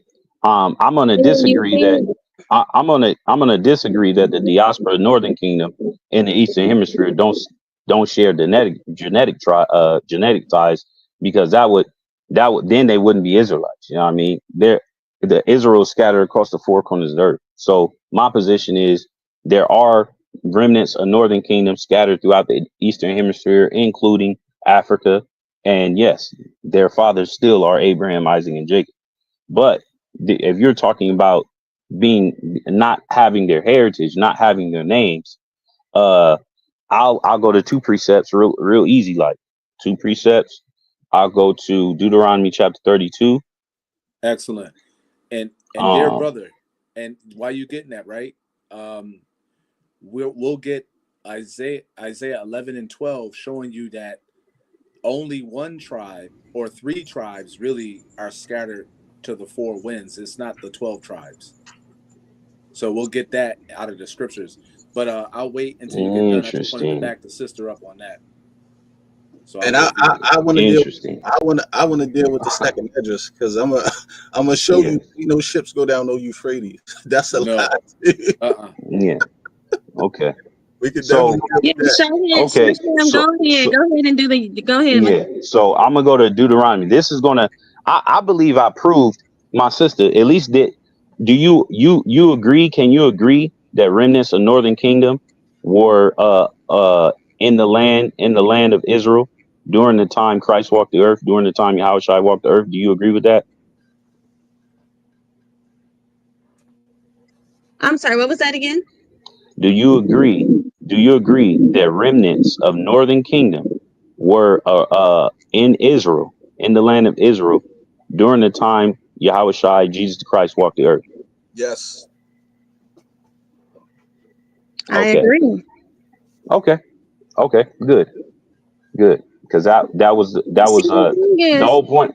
The whole hold point of on, me going to I didn't. Salaki, if I may, sister, the whole point of me going to John 4 was to answer the question about how could Northern Kingdom be over here in the Western Hemisphere in the Americas, and still be like, how could they have come, to the Americas so long ago, but then still be in Africa?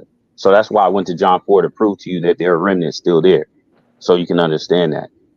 You know what I If I mean? may, But if just let me jump in real quick. This is Elder Quan. Let me jump in real quick because I think we're having a great dialogue. But the scriptures say, "Don't add and don't take away." And sometimes I like to just use common sense. The scriptures say we was going to be few in numbers, and you also said that Israel is scattered abroad. Well, the majority of what the 9 other tribes that switched to another whole DNA, hair texture, skin complexion, head shape, skull shape, body fat, everything switch to 9 tribes, and 3 tribes are stuck. The other part, Northern Kingdom is not spread. So what people call Northern Kingdom is not spread all over 4 corners of the earth, right? Through Yep. slavery, cargo slave ships. The so-called Negroes is in Japan, China, India, certain parts of Africa, here in the Americas, here in South America, certain islands, and all of them look like the people that's on this show tonight. The other part that goes back to what I asked originally, that how did they start looking that way? 9 tribes look like Cesar Chavez or Oscar de la Hoya. And I said at the beginning, I'm just trying to use common sense before we go into the scriptures. If the Hispanics came over here, because the one you're about to go in Ezra is this, the word ship is not even in the scripture, right? But when you go in, like going back to my original question was, if the Spaniard came over here and had sex with the people of the Americas, the indigenous, meaning they're the original people of this land. So you can't be, if you're original, that means you didn't travel nowhere. That means you was already here. So if they came here and had sex with them, the men, what do that make them? I mean, that's what did that? I okay, mean, I'm not sure. That's what would that man, would that make them Israelites? If a Spaniard came over and had sex with them? may I answer? May I answer that? Hmm. So you said if a Caucasian. I didn't. You breaking up? Did he break up, or was it me? Everybody? Nah, No. he broke up. Might be No, something. I didn't say if. The doctrine is they came over here. In Hosea 7:8, this is why they look, one side is dark, one side is light, so they medium complexion, right? So they came, and they Latino, right? Mesquites, whatever, Latino. So if the Spaniard came over here and had sex with them, according to the doctrine of what you broke down, the same doctrine I learned, that's the reason why they look the way they look, and you're the seed of your father. You use Blake Griffin. So if the Spaniard came over here in so many numbers, this is why they look the way they 80,000 and 80 million and 10 million and 30 million, all down 128 million in Mexico.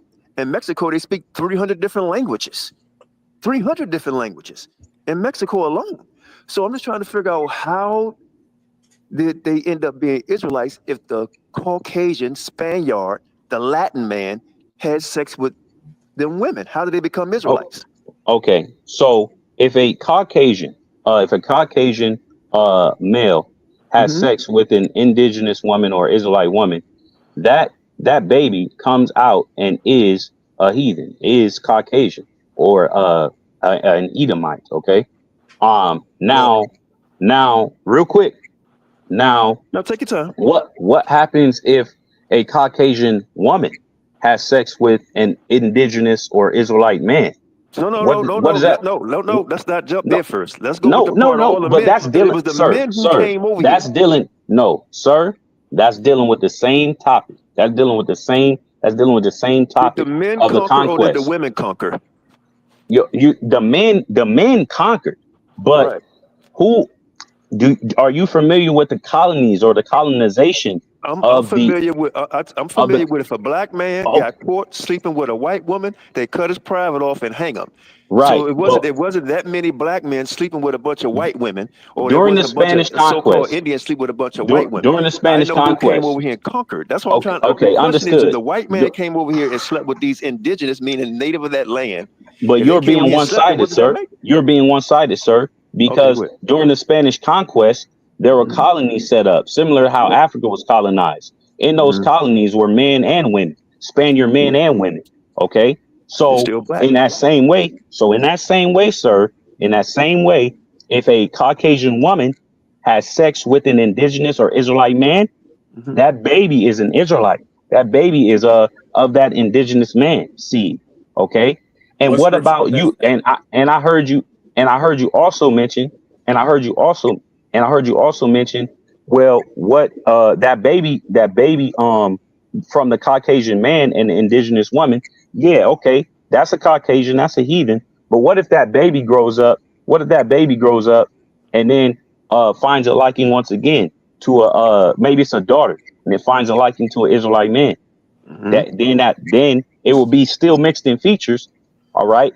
But having sex with the Israelite man, it would then still be an Israelite. After the They were third, mixing on fourth they were generation. mixing on both, but they were mixing on both sides, sir. It And after wasn't the just it let wasn't me ask just let me hear ask you me real out. quick. Hear me out. Okay, Last go point. ahead. I'm a land. It was not just heathen men having sex with Israelite women. It was also heathen women having sex with Israelite men. That Mm-hmm. happened during the conquest, this conquest of the what we know as the Latin America. All right, and then that also happened during the during the transatlantic slave trade. Okay, it also happened to the colonization of the Americas with Gad and Reuben with the Native Americans. Okay, that same Let me. thing. I heard y'all. Let me say this real quick because I heard you about the colonization, and I know what happened to Argentina, right? And I know what happened when the so-called white man, they actually petitioned for white men to come over here and breed the people out. That's the real history. And again, they wasn't bringing white women over here to have sex with the natives. They don't want you to mess with their women. We know overall it was. Let's just go No, with your logic. But we that do know one logical thing. It was more white men.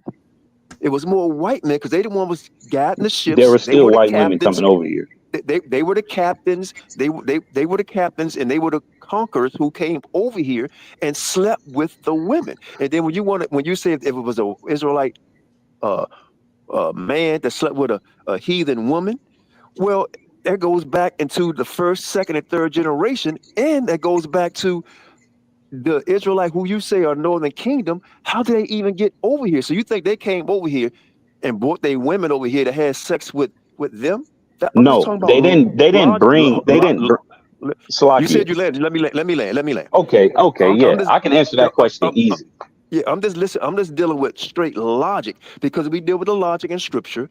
It says not to give, and then we go to Nehemiah, right, and Ezra, where it says they was crying and weeping, told them to get rid of them children, right? And then when you go Absolutely. with what my brother Sham gonna bring up, when you look at Ezra, right, and it said springs and streams, right? No ships can fit down a spring or a stream, and the word ship is not even in there.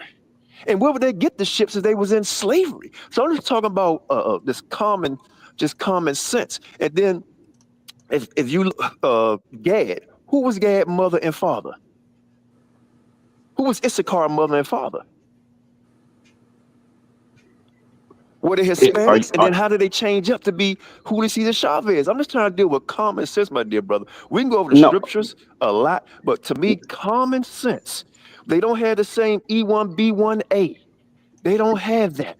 They outnumber us by the millions, but the scripture said we'd be few in numbers, right? okay, No ships came down the Euphrates River, went all the way down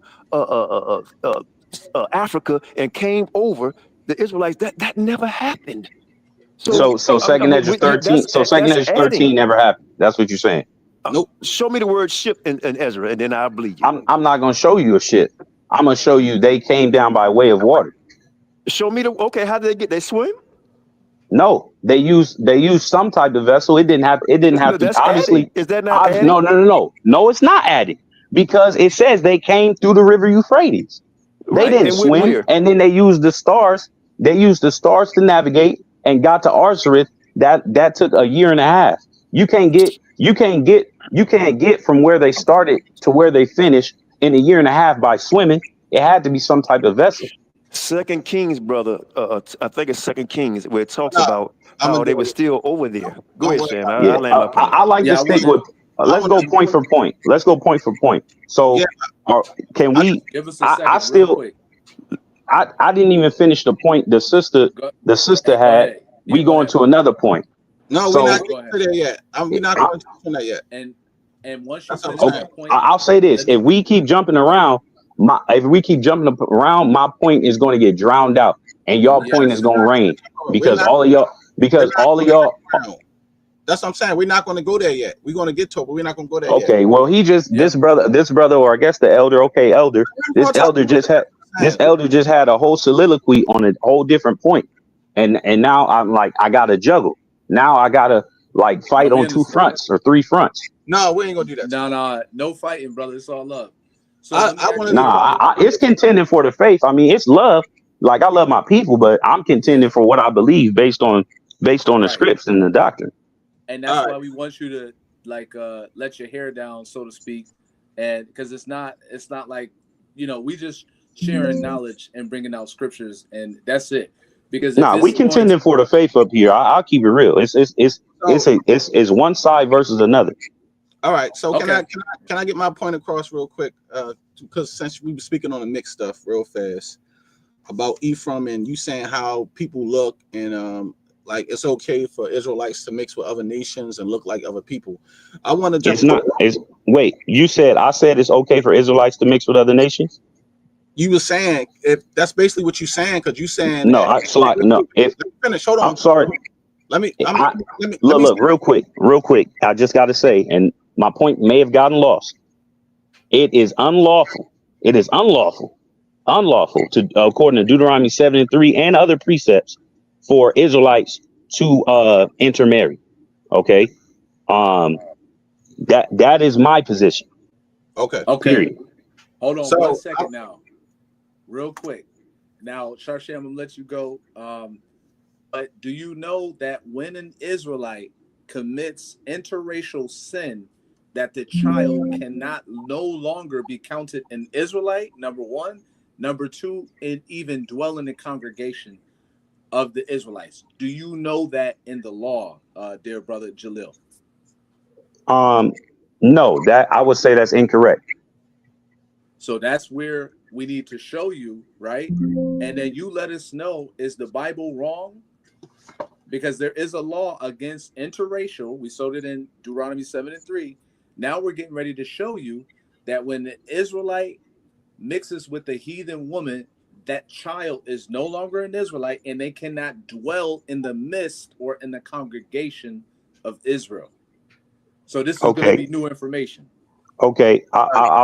I'll pose this. I'll say this one thing.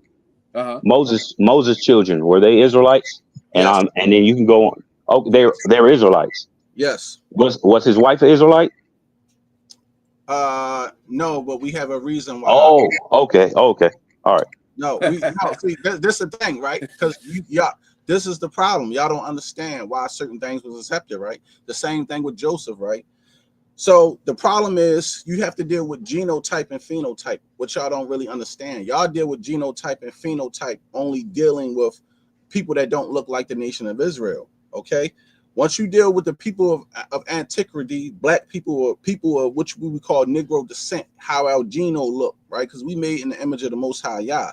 Everybody else is not made in the image of the Most High Yah. They just made the way they are. They other people, but they don't look like us. You see what I'm saying? So who was the nation of Israel compared to in the scriptures? Two nationalities of people, okay? Egyptians and Ethiopians, which are a Negro or a Negro-looking person, which is you have a Hamitic Negro and you have a Shemitic Negro. Okay, that's who Israel looked like. So when you go further down the line, right, and you dealing, because y'all they teach us no such thing as mixed in the Bible, right? That's false. Israel looks like Ethiopians and we look like ancient Egyptians. They couldn't tell us apart. We can go through the scriptures and they'll see where they couldn't tell a difference between the Israelite woman and the Egyptian woman. But when the Egyptian woman had the Israelite woman, they told the Pharaoh what? The Israelite women are more lively than the Egyptian women. So that's how Joseph passed as an ancient Egyptian. Our forefather looking like an Egyptian. Their brothers couldn't tell that was their own brother because we look like them and they look Hey, like and us. Shan, real quick. And Moses, before Moses got the law, he already had married the woman. That was before Right. the law. But go ahead. Right. Now, you have to understand first, second, and third generation. Another thing y'all don't understand and how it's called breeding in and breeding out. The problem is when they dilute the seed, they make our geno weak. So when you were saying earlier about Blake Griffin is not an Israelite. Blake Griffin is what you would call a first generation mongrel of the mongrel race. His son is a second generation of a mongrel race because he kept breeding out. He didn't breed back into his people. So they're not Israelites, and his father will be judged for that. Debar, can you go to the book of Wisdom of Solomon, chapter 4? We're going to show you that undefiled beds and your children and the way they look is going to judge Israelites, period. The mother and the father for mixing out and diluting the seed. That's right. Let me show in the Hebrew real 4 and quick. 3, right? We have right here. Yeah, go to chapter 4. Go to Verse Wisdom 3. of Solomon, chapter 4, and start at verse 4. Right? So this is the Hebrew word right here, manza, right? So as you can see, it says right here, child of illegitimate intercourse, meaning sexual intercourse. So you have children, because they say the bed is undefiled. Well, that's not according to the Most High. The bed is defiled when you're doing it with someone of another nation, a non-Israelite person or a non-Negro looking person that was accepted during that time, like the Egyptian, but they had to be circumcised. The Ethiopian, they would have to be circumcised and follow the ways and customs of Israel, but because they have the same geno and phenotype as we do, a Negro, it did not destroy or hurt our geno. You see what I'm saying? When we married out other nations that didn't have our geno, it corrupted the seed line and how we look. We didn't look like our nation. That's the biggest problem. It's the phenotype, the genetics change. So as you keep going, right? Because y'all like to say there's no such thing as mixed people, right? But it is. So here's the Hebrew word Arab, which is in the Hebrew. It says mixed people, right? So who are the mixed people of the Bible? There's many mixed people all through the scriptures. They're called mongrel. The mongrel race is a mixed people. The guy jumped off, Sharshan. Fell off. I mean, not jumped off, he fell off. I'm sorry. Okay. Well, he'll jump back on, and then I'll bring him back up. But once again, family, you have something in the Bible called mixed people. Say they telling us that we can plant our seed in any woman, and that makes a person an Israelite. That's not true. You cannot plant your seed in any woman and make somebody an Israelite. When you plant your seed in somebody non of your nation, that makes that child what they call a mongrel. Okay, meaning it's a non-Israelite. It's a mongrel. It's not an Israelite. It's not of his people. This is why they was kicked out of the nation. So they say there's no such thing as mixed people. It's telling us right here in the Hebrew and the scriptures, it is a such thing as a mixed people or mixed race. So I'm gonna keep going where it shows you that here. Even hey, Sharshan, can I make a quick point? Yeah, go ahead. So when it comes to Moses, because a lot of people bring Moses into the picture, Moses didn't circumcise his children, and they were not counted in the Levitical line. So that is, you got to also take that into account, dear brother. When you understand Moses, his children were not looked at as Levites. Only the sons of Aaron were.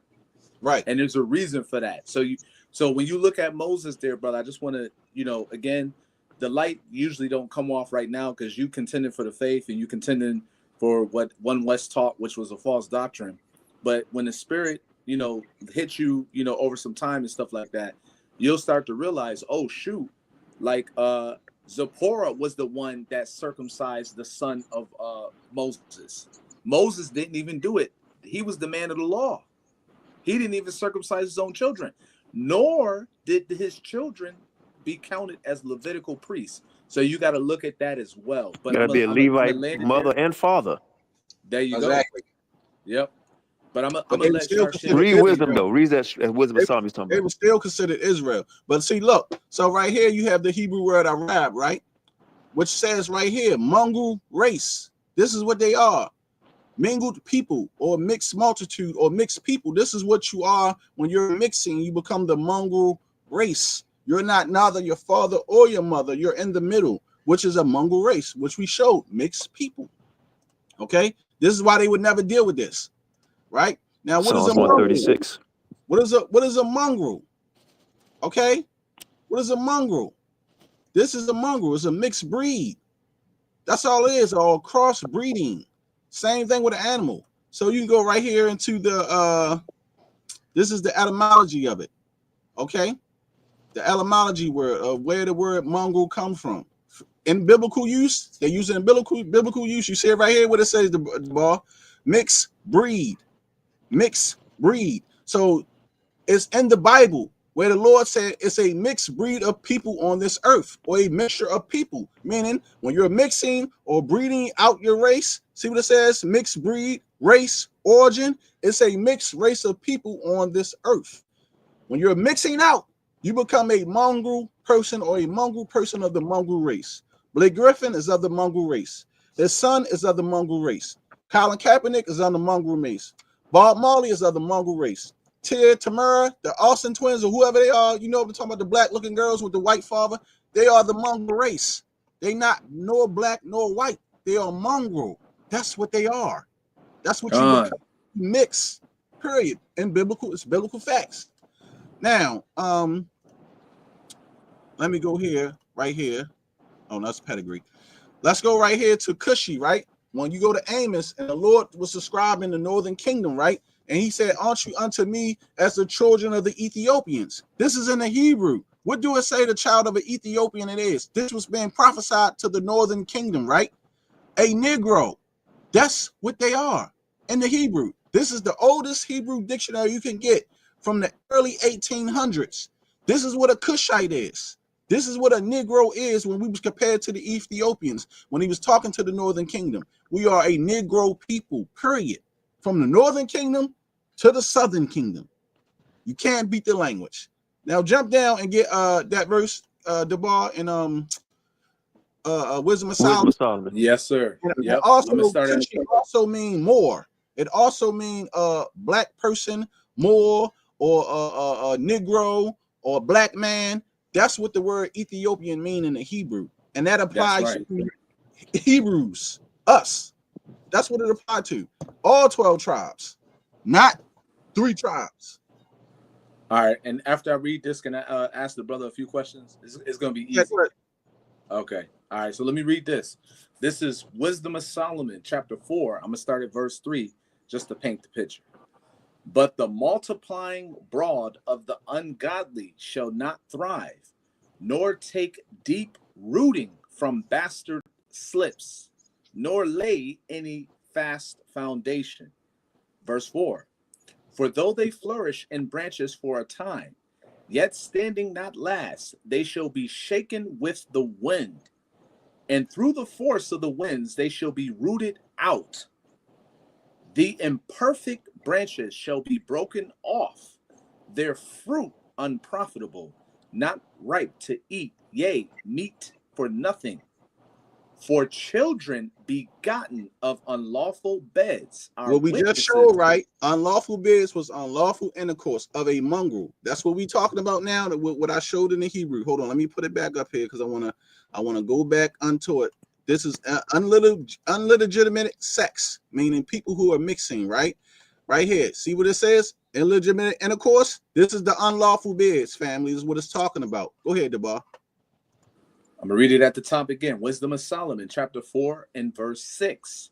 For children begotten of unlawful beds, unlawful sexual intercourse. Go ahead. Are witnesses of wickedness against their parents in their trial. That's sin. How are they going to be witnesses against their parents? It's because of their phenotype, their genotype don't look like the father. Blake or the mother, Blake Griffin. And that spirit bear witness. He's that. That's going to be a witness. His son is going to be a witness to his father. Look at him. They look at Tiger Woods and Tiger Woods' children. Right. That's that. Go ahead, DeBar. Finish it out. That was it on that. So, that was Wisdom of Solomon, right? Wisdom of Solomon. And get Nehemiah, the last one, the one in Nehemiah. Hold on 1 second, because I don't want it to be information overload to Brother Jaleel. Now, Brother Jaleel, right? Let's follow the rationale of the Most High. Let me ask you a question and just answer yes or no, just so we can hurry up and get to the next scripture. So, Brother Jaleel, can we wear mixed fabrics? Yes or no? No, we're not supposed to. No, we're not supposed to. Okay, thank you. All right. But one second, because it's yes or no format right here. So it's going to be real quick. Interesting. Okay. Yep. So we can't wear mixed fabrics. You answer correctly according to the scriptures. All praise to the Most High. Now, Brother Jaleel, can we sow seed of diverse kind in a field? Yes or no? No, it's unlawful. Thank you. Now, let me ask you this last one. Brother Jaleel, can we reproduce animals of a diverse kind? No, it's unlawful. Okay, my man, you answered correctly all three questions. So if the Most High does not want us to wear mixed fabrics, he does not want us to sow seed of mixed kind in the same field, and he does not want us to reproduce animals of diverse kind, of different species, why would the Most High want human beings or the Israelites to mix and interbreed with other races? Does that make sense? Yes. Let me answer that right now. Once again, my position has been, I have to restate it. It is unlawful for Israelites to intermarry or to have sex with other nations or breed with other nations. It's unlawful. He has been saying that. Deuteronomy 73 and other scriptures. Make sure, I've heard a few times with other points, words have gotten put in my mouth. So please, when I'm speaking. No, I agree, brother. You did say that. But let me real quick, because I want real quick, if I can finish. When I'm speaking, if anyone's going to try to come against my points, please understand what I'm saying. If you don't understand, ask a question. But I agree, brother. You did say that. You said Israel should not. You said Israel should not mix. You said that. I agree.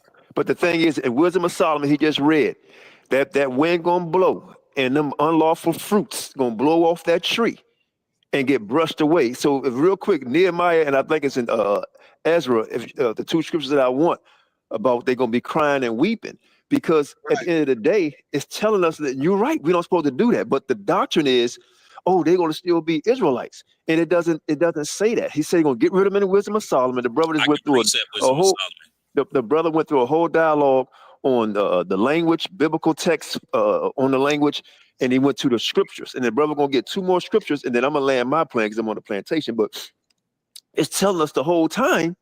And then when you went to Moses, like he broke that down with Moses. And also during that time when he had his wife, there was no law. Okay, so all these things are adding up, and people always go all the way back to Moses, right? So, do you got the two scriptures at the bar that I'm looking for? Nehemiah, I think it's Nehemiah. 13. Yep. Yeah, get that and get the other one in Ezra.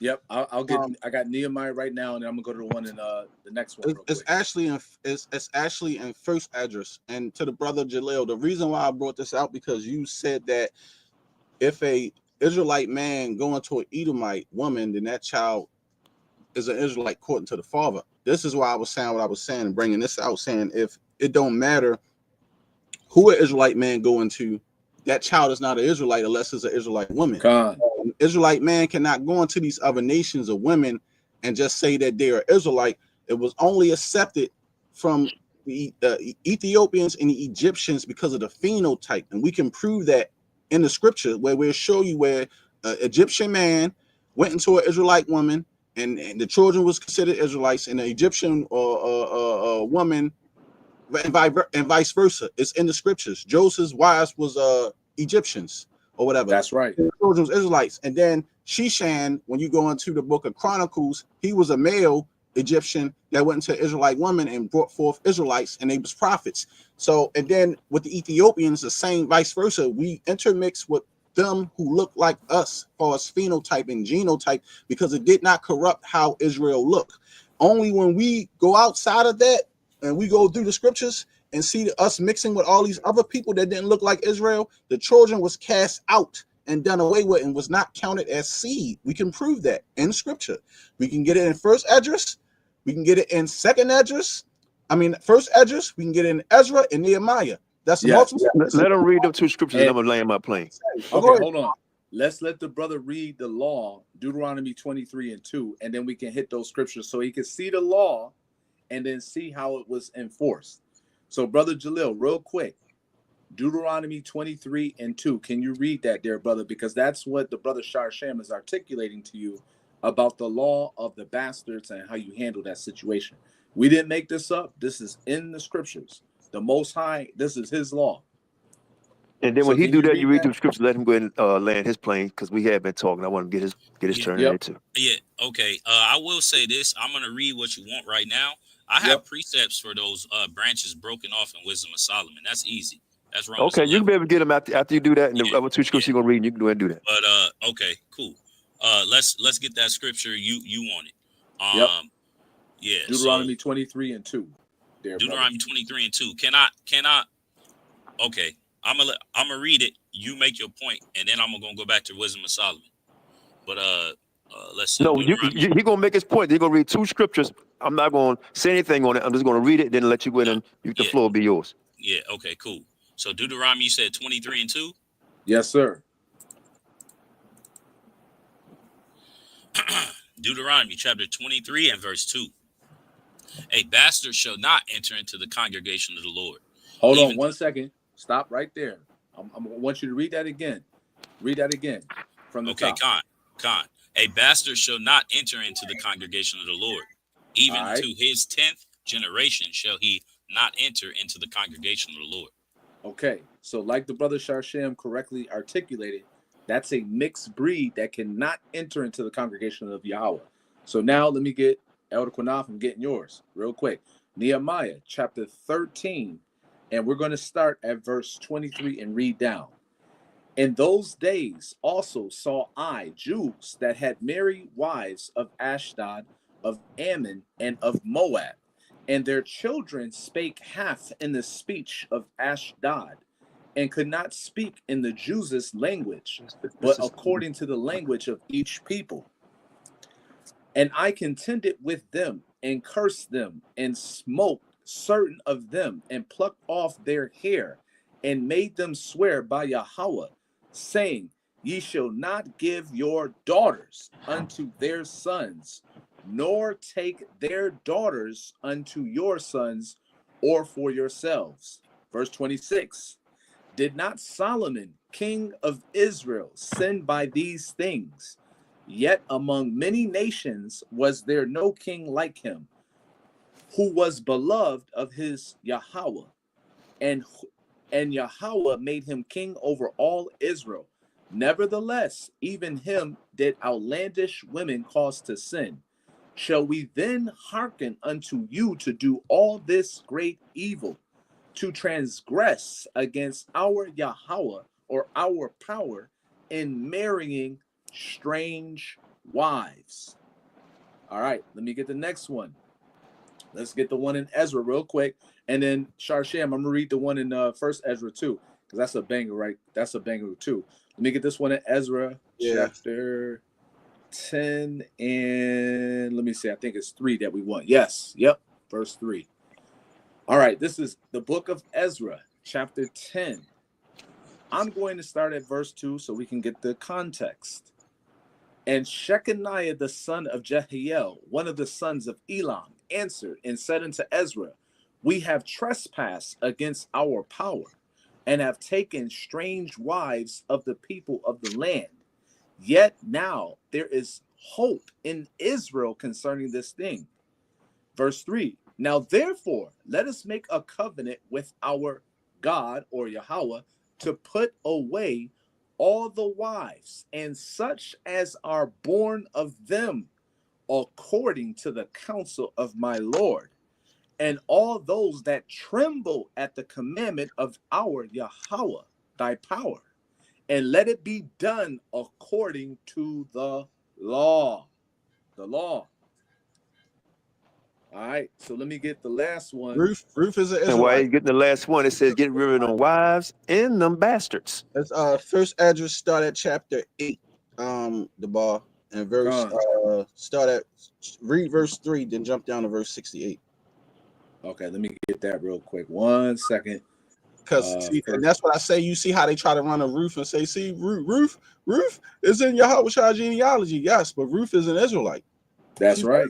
So what are you saying? That's why I say whenever it comes to this mixed stuff, they try to find anything. That's why they go to King Rehoboam. What about King Rehoboam? Yes, King Rehoboam, he was a full Shemitic man. He had mixed ancestry blood in his genome. That's all. But he was not mixed out, because the Moabites and the Ammonites are Hebrews as well.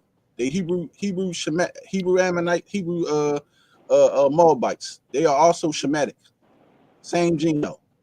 They are cousins. They Lot's children. They just children of ancestors. So Rehoboam was still a full Shemitic Hebrew man. He just had impure blood in him.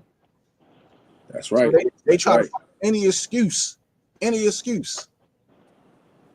said Rehoboam.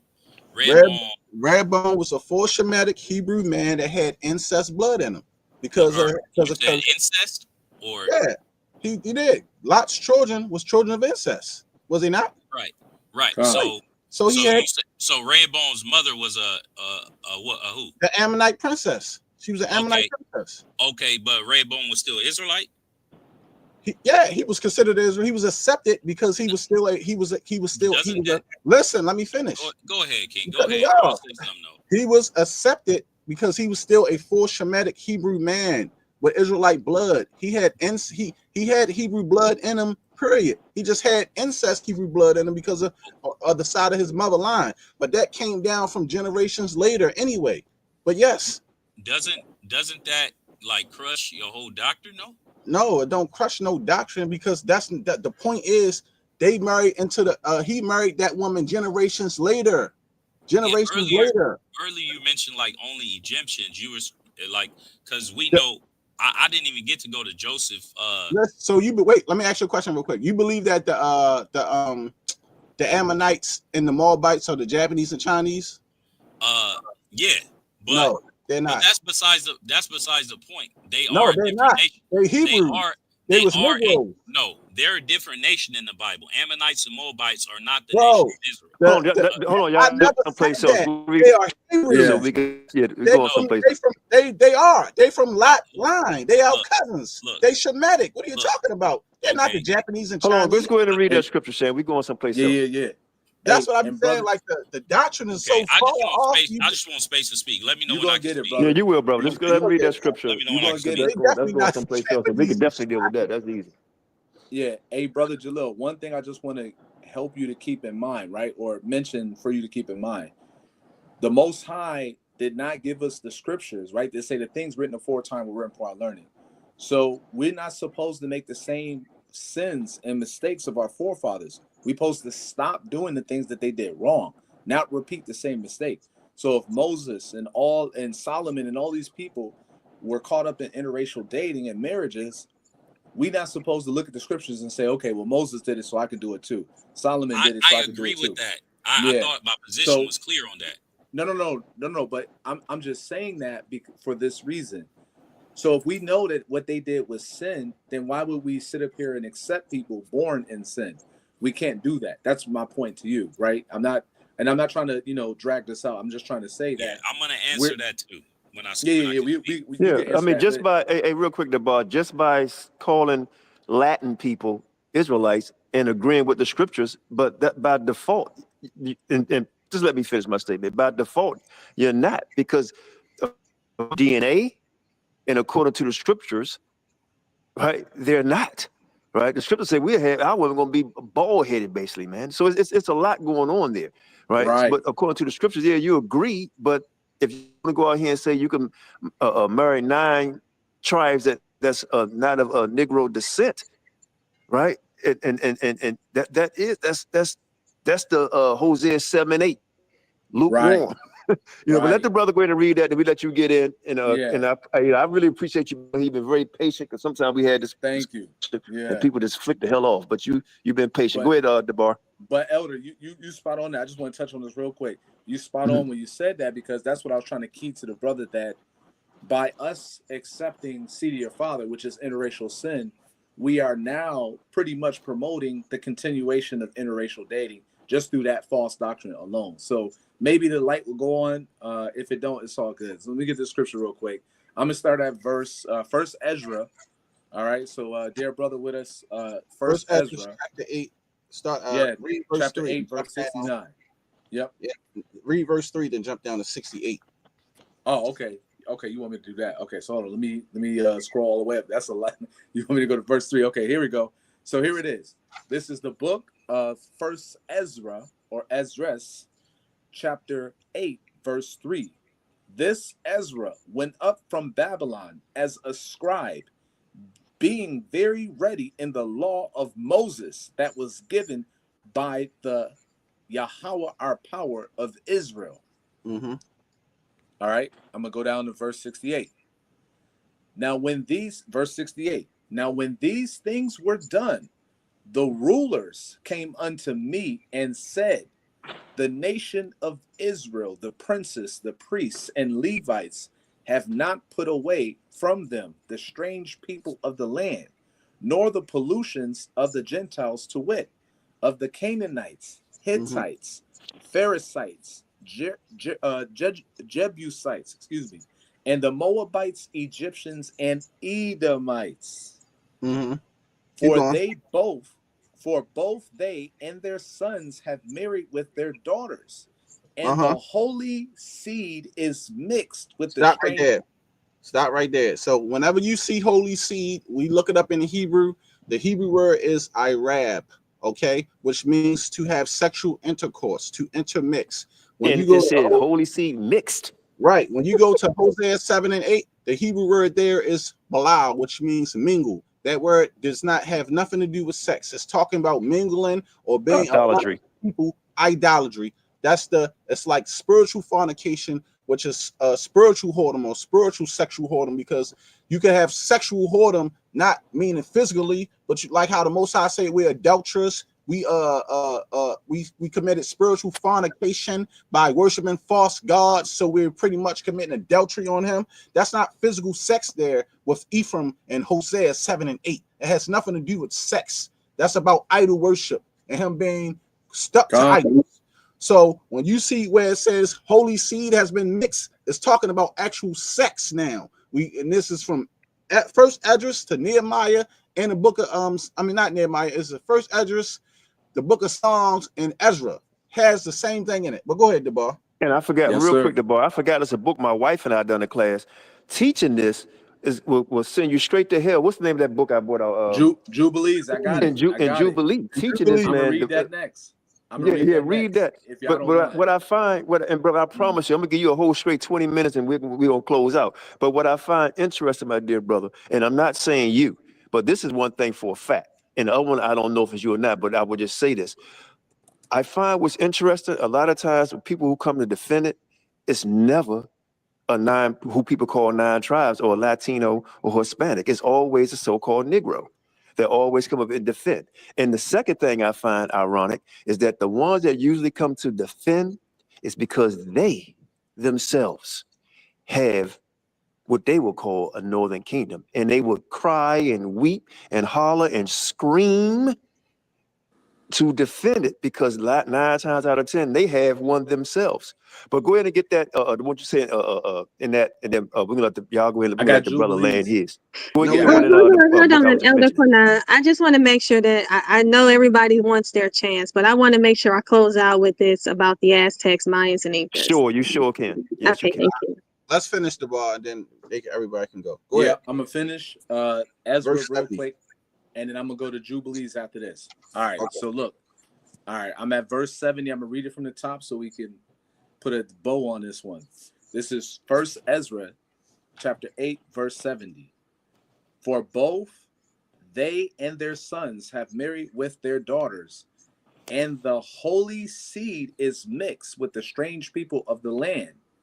And from the beginning of this matter, the rulers and the great men have been partakers of this iniquity. Now jump to verse chapter 9. Jump to All right. chapter 9 and start at verse 6 to 11. All right. This is the book of 1 Ezra, chapter 9 and verse 7, right? Mm-hmm. So Ezra arose up and said unto them, Ye have trespassed the law in marrying strange wives, thereby to increase the sins of Israel. And now by confessing, give glory unto Yahweh thy power of our fathers, and do his will, and separate yourselves from the heathen of the land, and from the strange women. Then cried the whole multitude, and said with a loud voice, Like as thou hast spoken, so will we do. Stop right there. Jump down to verse 36. Last verse, and I'm done. Verse 36. All these had taken strange wives, and they put them away with their children. They are not Israelites. Point blank period. They're mongrels, castaways. So that's all I have to say. All right, sister, go ahead and get your closing. Then the brother get 20 minutes. Jubilees. Sister, go ahead and get your closing. The brother get his 20 minutes uninterrupted. Go ahead, sister, get yours. Elder. Jubilees. Jubilees. I gotta read Jubilees. Oh, Yep. I'm sorry. Go ahead and read Jubilees, and then the sister, then the brother gonna close out. Jubilees chapter 30 and verse 7. And if there is any man who wishes in Israel to give his daughter or his sister to any man who is of the seed of the Gentiles, he shall surely die, and they shall stone him with stones, for he hath wrought shame in Israel, and they shall burn the woman with fire, because she has dishonored the name of the house of her fathers. Stop right there. Stop right there. Now, if sometimes people will say, well, see, that's the woman. But if you're telling the so-called Israelite woman, a black woman, she can get with a Latina, right? Somebody down there in South America who's not of a Negro descent, right? Then you're causing that woman to sin, and the father would be put to death. Read that part again. Yes, sir. And they shall stone him with stones, for he hath wrought shame in Israel, and they shall burn the woman with fire, because she has dishonored the name of the house of her father, and she shall be rooted out of Israel. Verse 8. And let not an adulteress and no uncleanness be found in Israel through all the days of the generations of the earth, for Israel is holy unto Yahweh, and every man who has defiled it shall surely die. They shall stone him with stones. Verse 9. For thus it is ordained and written in the heavenly tablets regarding all the seed of Israel. He who defile it shall surely die, and he shall be stoned with stones. Last verse, verse 10. And to this law there is no limit of days, and no remission, nor any atonement. But the man who has defiled his daughter shall be rooted out in the midst of all Israel, because he has given his seed to Moloch and wrought impiously so as to defile it. Con, go ahead, sis, close out. Then the brother get his 20 minutes. Or 15, 20, whatever you want to do. Okay, thank you so much. So I just wanted to jump in real quick, and I just wanted to share some history and some Take your time. information with you guys. So the thing is, my brother Jaleel, you really have to look into your people that you guys are saying are these Israelites. You got to look at their history and look at their past. You guys teach that this land is the land of Arsareth, the land that mankind has never dwelt. They came over here to be able to worship the Most High without any type of influence. However, when we look at the history of these Aztecs and these Mayans, they have one of the most, well, not the most, the evil is you know, I would like to hear your opinion on that. The amount of human sacrifice that they have taken place with. You look at these temples. You look at these. You look at all these different temples that they built. These ziggurats. Who gave them the knowledge to build these temples and these ziggurats and these mounds? Who gave them that? You know what I'm saying? We look at the Mayans and like I said, with the Aztecs, they used to sacrifice a human. They required a sacrifice of a human for the sun to come up. So think about, and they also had cannibalism. They ate people. And this is something that is, you know, everybody knows this. This is mainstream. And the thing is that you all completely ignore that history, completely ignore that past. What you guys teach is that the white man came and brought the white Jesus. That's what he brought. So who brought Quetzalcoatl? Who brought their pantheon of gods is over 100 deities. And they require the blood of humans. They need the heart of a victim, the actual blood of a heart. And the bloodletting. All of these are the practices. And then the so-called white man actually came here and stopped them from doing this. So who taught them and who brought this knowledge and information to them? We have to really Dead in think. Mexico. I'm sorry? I was saying the dead are dead in Mexico. They dig up the graves. Oh, of course, the Day of Dead. Yeah, because the Aztecs are the Mexicans. That's who they are. They are the Mexicans. These Aztecs are the Mexicans. Like I said, when you look at the word cannibalism, it actually comes from the Canaanites. The Canaanites are actually the ones that are known for cannibalism. Cannibalism comes from Canaanites. All of these practices comes from the Canaanites because they are the Canaanites. These people are indeed the Canaanites. You look at their deities, you look at their gods, they all root back to the Canaanite deities, to the Canaanite gods. Their practices, their way of worship only goes back to the Canaanites. Does not go back to anyone else. And they do it they're not mimicking anyone else. They're actually the ones that people mimic. They're the ones that are teaching people how to utilize these practices. Like I said, we see that they have these ziggurats, these mounds, these temples that they worship their gods with. Nobody else has these. So where did they get this? You have to think to yourself and ask yourself this question. Really, if you really are trying to understand who these people are, you have to ask yourself, who gave them the knowledge when you're supposed to be going to a land where mankind never dwelt? Now, mind you, these Caucasians, when they came over here, they weren't practicing cannibalism. They brought them white Jesus. They actually are the ones that civilized them. Remember, they're the ones that were sacrificing and eating the blood and bloodletting of a heart of a human every single day for the sun to rise. This is for their god Quetzalcoatl.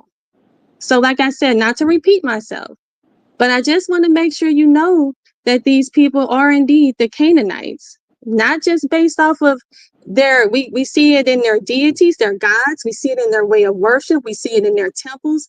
We look at the architectural designs. You can go back to the land of Canaan. You can go back to those different regions of the, let's see, what's that? Iraq. You go over there and you look at their different architectural details. You can see the same architectural design within their temples. They're mimicking the same temples that they built in Canaan, in the land of Canaan. They're building those same temples here in the Americas. So the thing is, who brought this knowledge? Who brought this information? Who brought this? And we also see Phoenician writings. We find these Phoenician writings written all over their temples and their mounds. So we have to think about that. We not only do we see the Phoenician writings, we also see the Phoenician writings, them calling out their gods, and we also see their temples and their mounds and the architectural details that are required. There's something called Ishtar gates. These Ishtar gates are actually found for the goddess Ishtar. We find those same gates all over over there in Iraq, in their temples. Why do we find those same gates here in the Americas? So the thing is that we, like I said, this is supposed to be the land where mankind never dwelt. It's supposed to be them coming here to find a way to worship the Most High without any interruption. But here we see these people have not only went surpassed what, Pyramids.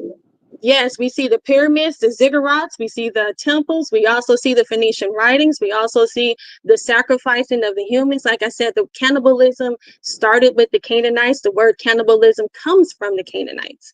We also see um, the human sacrifice and the worship of their gods, Quetzalcoatl.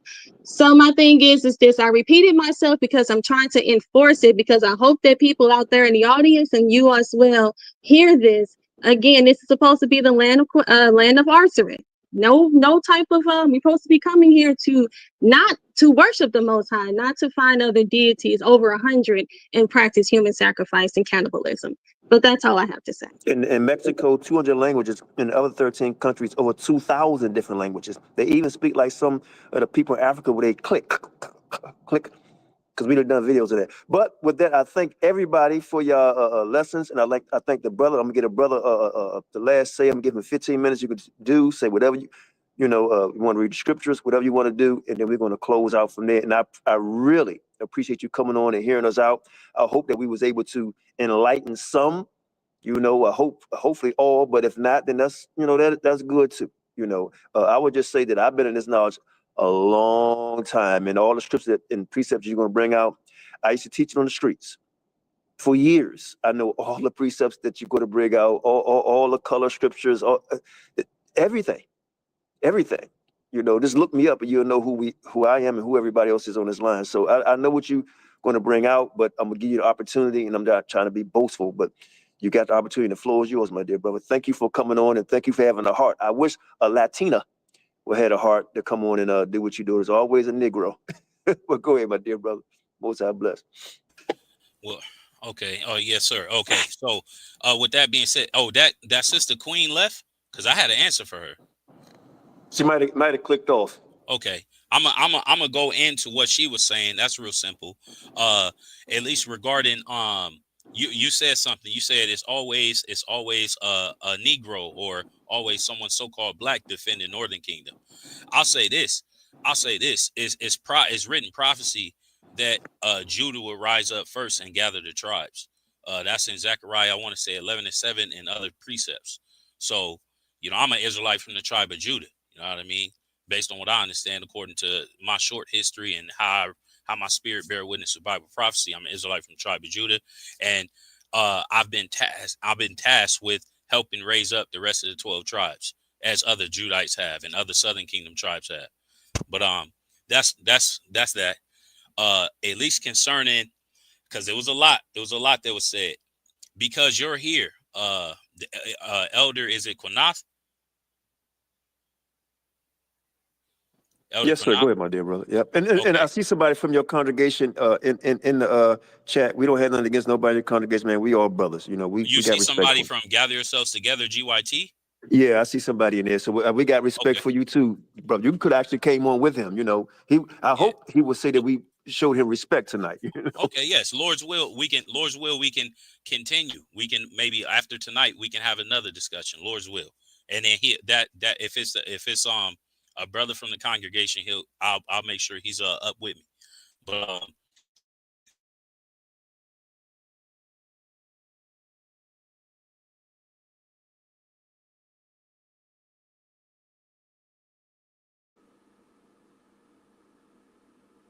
Hey, brother, you on mute.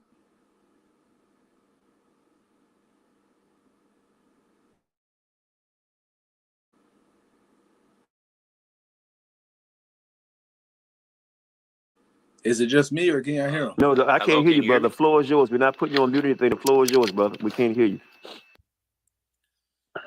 Salakia. Okay, go ahead. Salakia, hello. I'm gonna give you 15 minutes, brother. I'm looking at the clock. The floor is yours. Go ahead. We can hear you, bro. You got the floor. Go ahead. Okay, you can hear me? Yes. Go ahead. Okay, fantastic. I'll just make it sure. So, I because Queen Naphtali had the last point, I'll touch on her point. All right. The whole thing, everything she was saying is okay, well, these Aztecs, these Mexicans, these Mayans, these Central Americans and such, had so many idolatrous practices and so many ungodly practices, right? That was a, can I at least summarize? That was a, you said a whole lot, but that was a, one of the main points you was making, right? How could they be from the 12 tribes, or how could they be Israelites if they had so evil practices? Am I correct on that? Hey, bro, you got 15 minutes. Go ahead. We'll just go. Yes, Just you're flow. Go with the correct. flow. Yes, that's correct. Go ahead. Okay. We can have a conversation. Okay, yes. Oh, I just wanted to get that. Okay, so that point was, yeah, the Aztecs, who are the so-called Mexicans today, Central Americans, and other, you know, of the Latin Americas, they had, you know, you mentioned idolatry, pagan idols, animal sacrifice, cannibalism. These are wicked abominations to the Lord, right? All right, let me read some. Deuteronomy, or no, Daniel chapter 9, verse 11. And then I'm gonna go to Deuteronomy 28. Let's see. Because my point is this. Well, I'm gonna read Daniel 9:11, and I'm gonna say the point. Daniel 9, verse 11. Wicked, abominable practices, so wicked, so evil. Let's see. Daniel chapter 9, verse 11. It says, yea, all Israel have transgressed thy law. So all the 12 tribes of Israel has transgressed, sinned, broken God's laws. Abominable works even, right? It says, even by departing, that they may not obey thy voice. So that goes into not obeying the Lord's voice goes into a multitude of sins, right? Robbing, stealing, killing. It goes into witchcraft, sorceries, worshiping other gods. It goes into sexual immorality. It also goes into the eating of strange meats, like what you know, pork, shrimp, crab, lobster, but also cannibalism. Okay, it also goes into things like child sacrifice, right?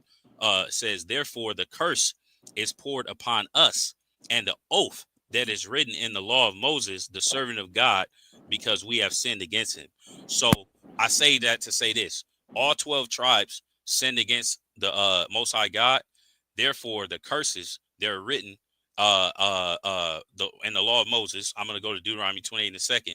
The curses are going to be on the children of Israel for all sinning against them, right? All 12 tribes. Southern Kingdom went into idolatry for a short time too, and did many evil works.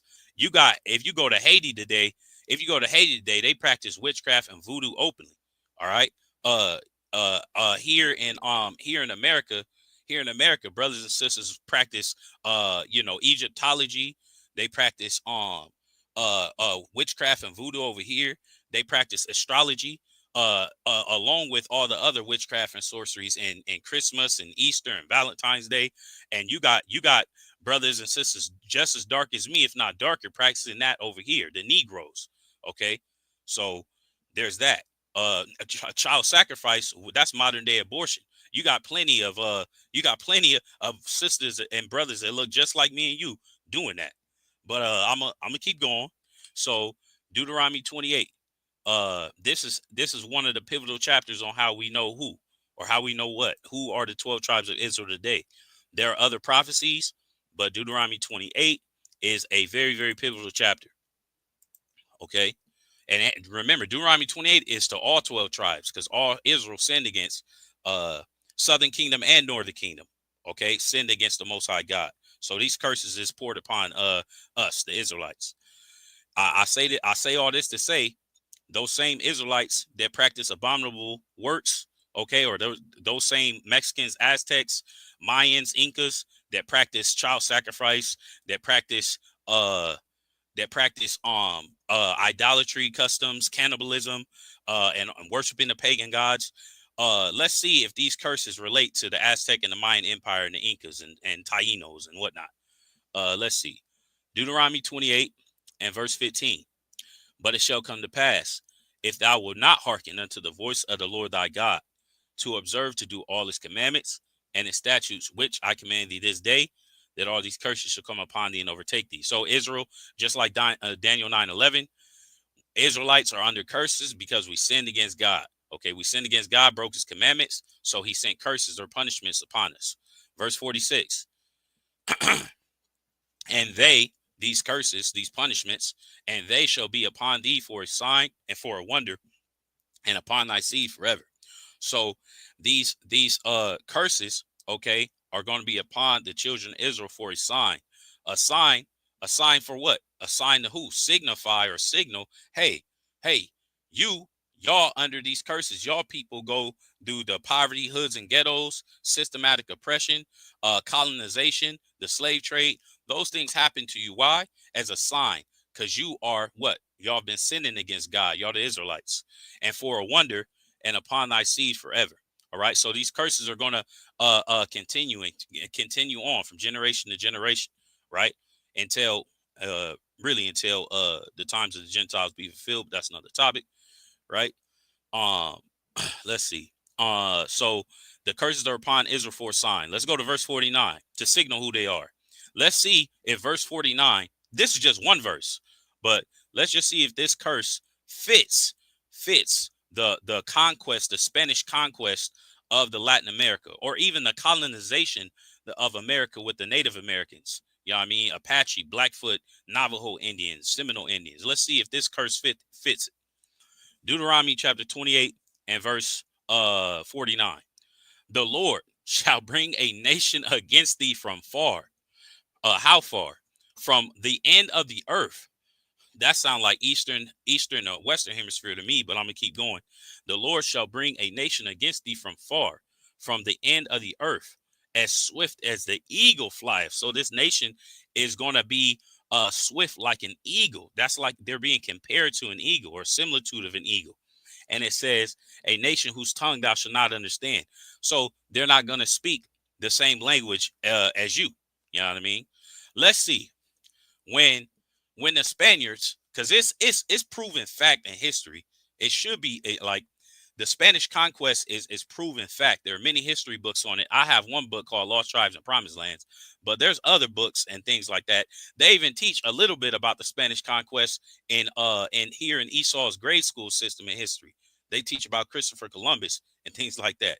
But nonetheless, so the Spaniards came against what we understand as Latin America or the Americas, right? Did the Spaniards speak the Aztec tongue? Did the Spaniards speak the Taino tongue? Did the Spaniards speak the Mayan tongue? No, it was a different language they spoke, right? The Spaniards spoke Spanish. Okay, the Caucasian Spaniards spoke Spanish. The Mayans and the Aztecs and Incas, they, according to history, actually spoke a dialect, not exactly the pure language, but they actually spoke a dialect of what? Hebrew. There's been even Hebrew artifacts engraved on a lot of the Mayan and Aztec temples. But that's another topic. Staying on this verse, it says, from one end of the earth, right? That's that eastern to western hemisphere. And it says, as swift as the eagle flieth. I'm still in Deuteronomy 28:49. As swift as the eagle flieth. So these people, this nation, this other nation that's not of your nation, right? This heathen nation is going to come against the Israelite nation as swift as an eagle. So eagle one is a bird of prey. That's the simple understanding. It's a bird of prey. It preys, it preys and hunts and targets its food, right? So that's one comparison, right? So this nation is going to come and prey and target and hunt the Israelites, all right? And it says the other understanding, you look at the Spanish conquest, you understand the history of Spain, and you understand the history of other Caucasian nations. An eagle, time after time, right, from one empire to the next, whether it be the Roman Empire, the Spaniards, German, North America, all these empires that Edom set up, they have at one point in time or still used an eagle as a symbol, either a national bird, okay, an eagle for their military flag, all right, or something of the sort.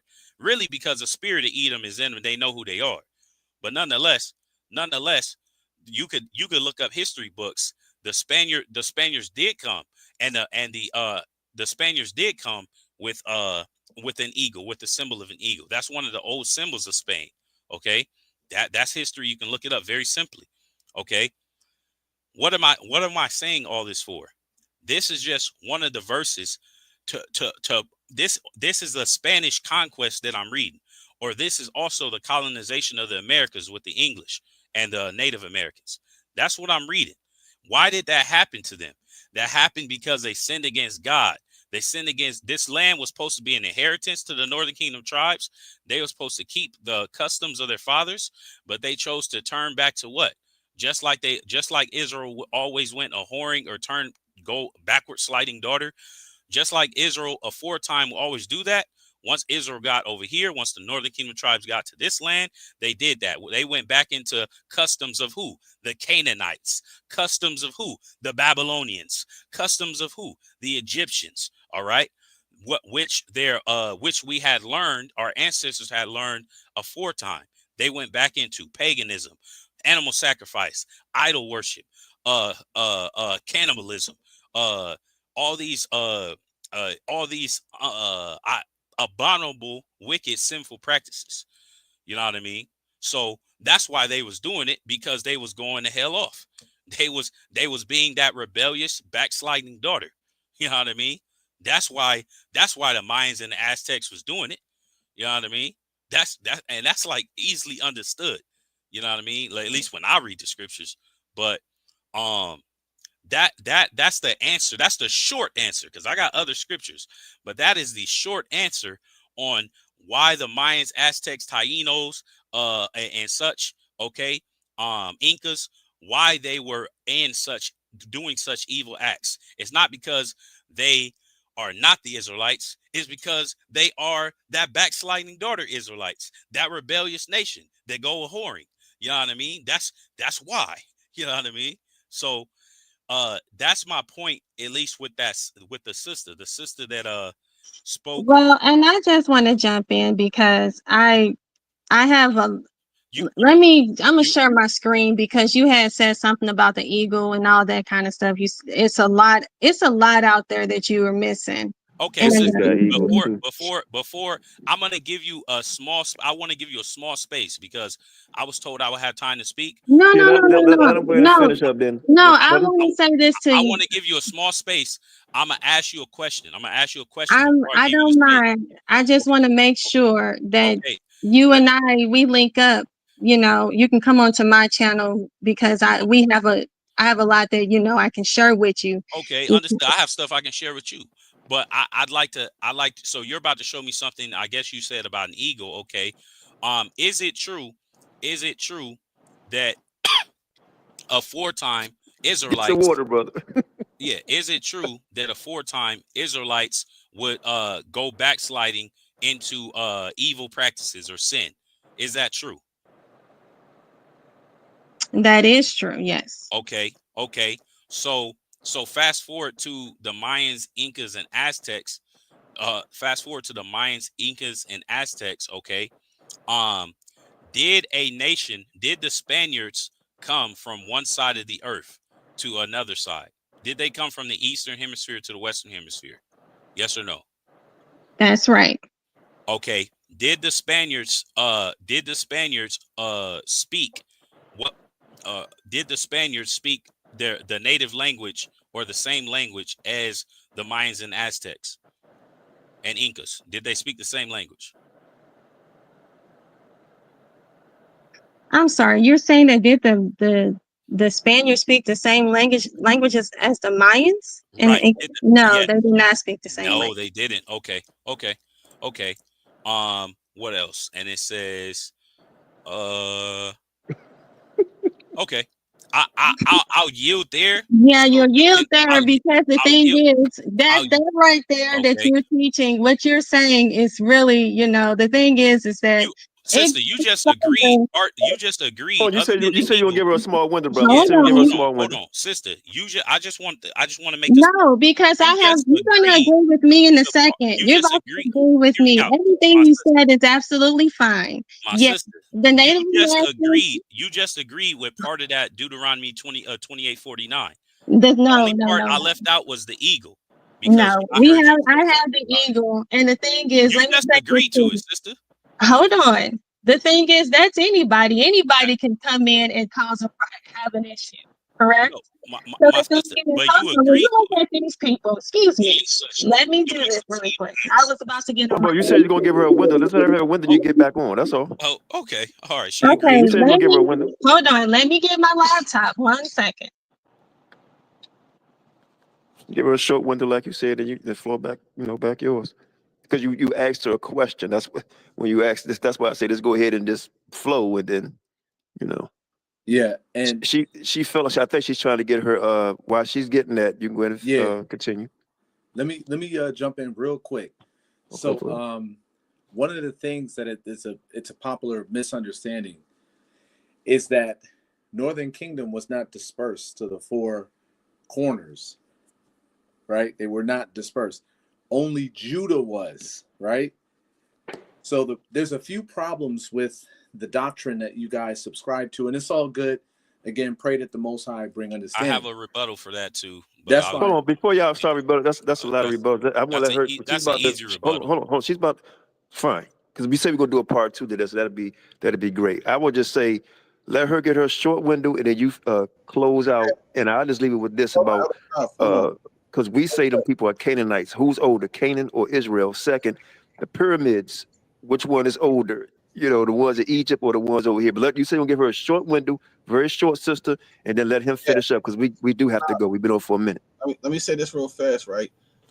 Brother, let's when you can get together with QANATH, right, and you tell them the subjects, like the like we're going to talk about the second address and certain topics when we do it next time. That way we'll have a time cap on everything we're going to discuss, and y'all can bring out y'all side of the information, and then we can bring out what we're going to present. That way we can Right. do That way we won't be it. all over the place. Correct. Yeah. That'd be better. Okay, I like that idea. Con. Yeah. But go Well, ahead, sis. see, Let her get this her. is Let her the get her a minute. Let's thing try to end is, this peacefully. Let her get her a little bit of time, brother, because you did ask her a question, and then I'll let you finish. Give you the extra 5 minutes, and then we're just gonna close it out, and we could set something up later. all right, let me just show you this really quick. Okay, so do you see my screen right here?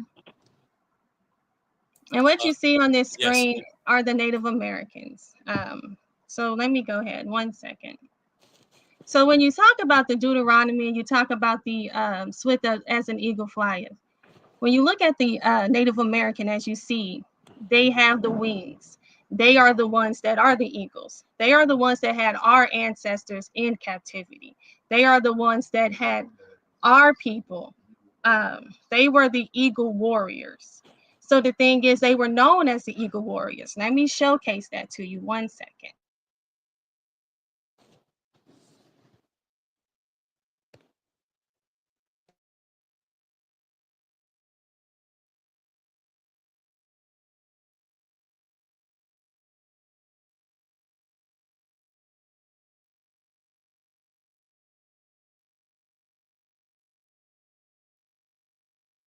Can y'all hear? Because I don't hear anything.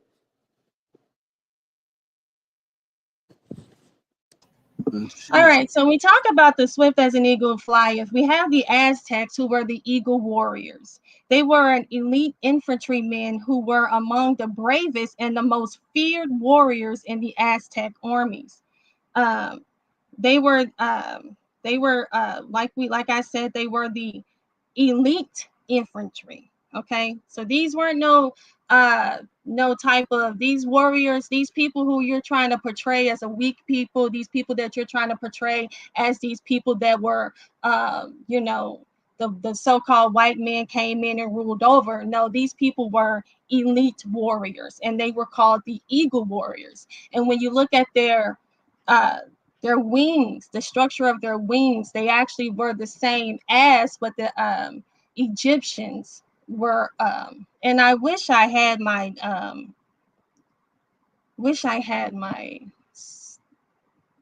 let me see if I can actually pull it up for you. But like I was saying to you, the Eagle Warriors were an elite group of infantry. Okay, so let's see here.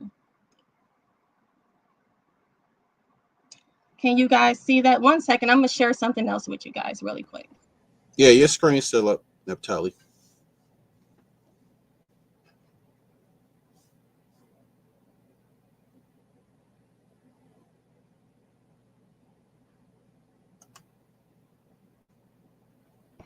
See, the same thing that you guys were talking, the same thing you guys teach, and the same thing you guys were talking about, all these nations that came in together and put our people into slavery, talking about the eagles. Well, right here, the Native Americans actually hold that same standard. They hold that same but that same image as the so-called white man, the so-called Esau.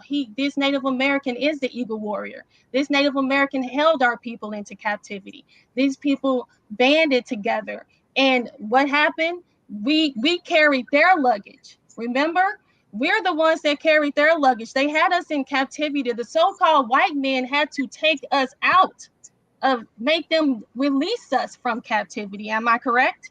So the thing is, you're talking all this, you're saying all this stuff, but you over here uplifting a group of people that don't even like you, that are racist to your own people. They held your own people in captivity. They also were utilized us to carry their luggage, and the so-called white men, who are the ones that they feared, are the ones that made us, let us free from these people, because these people did not want to release our ancestors. So the so-called eagle warrior that you up here protecting, the swift as an eagle flyeth, is actually your Native American, who was this native warrior. And let me get that summary up for you so you all can see it. One second.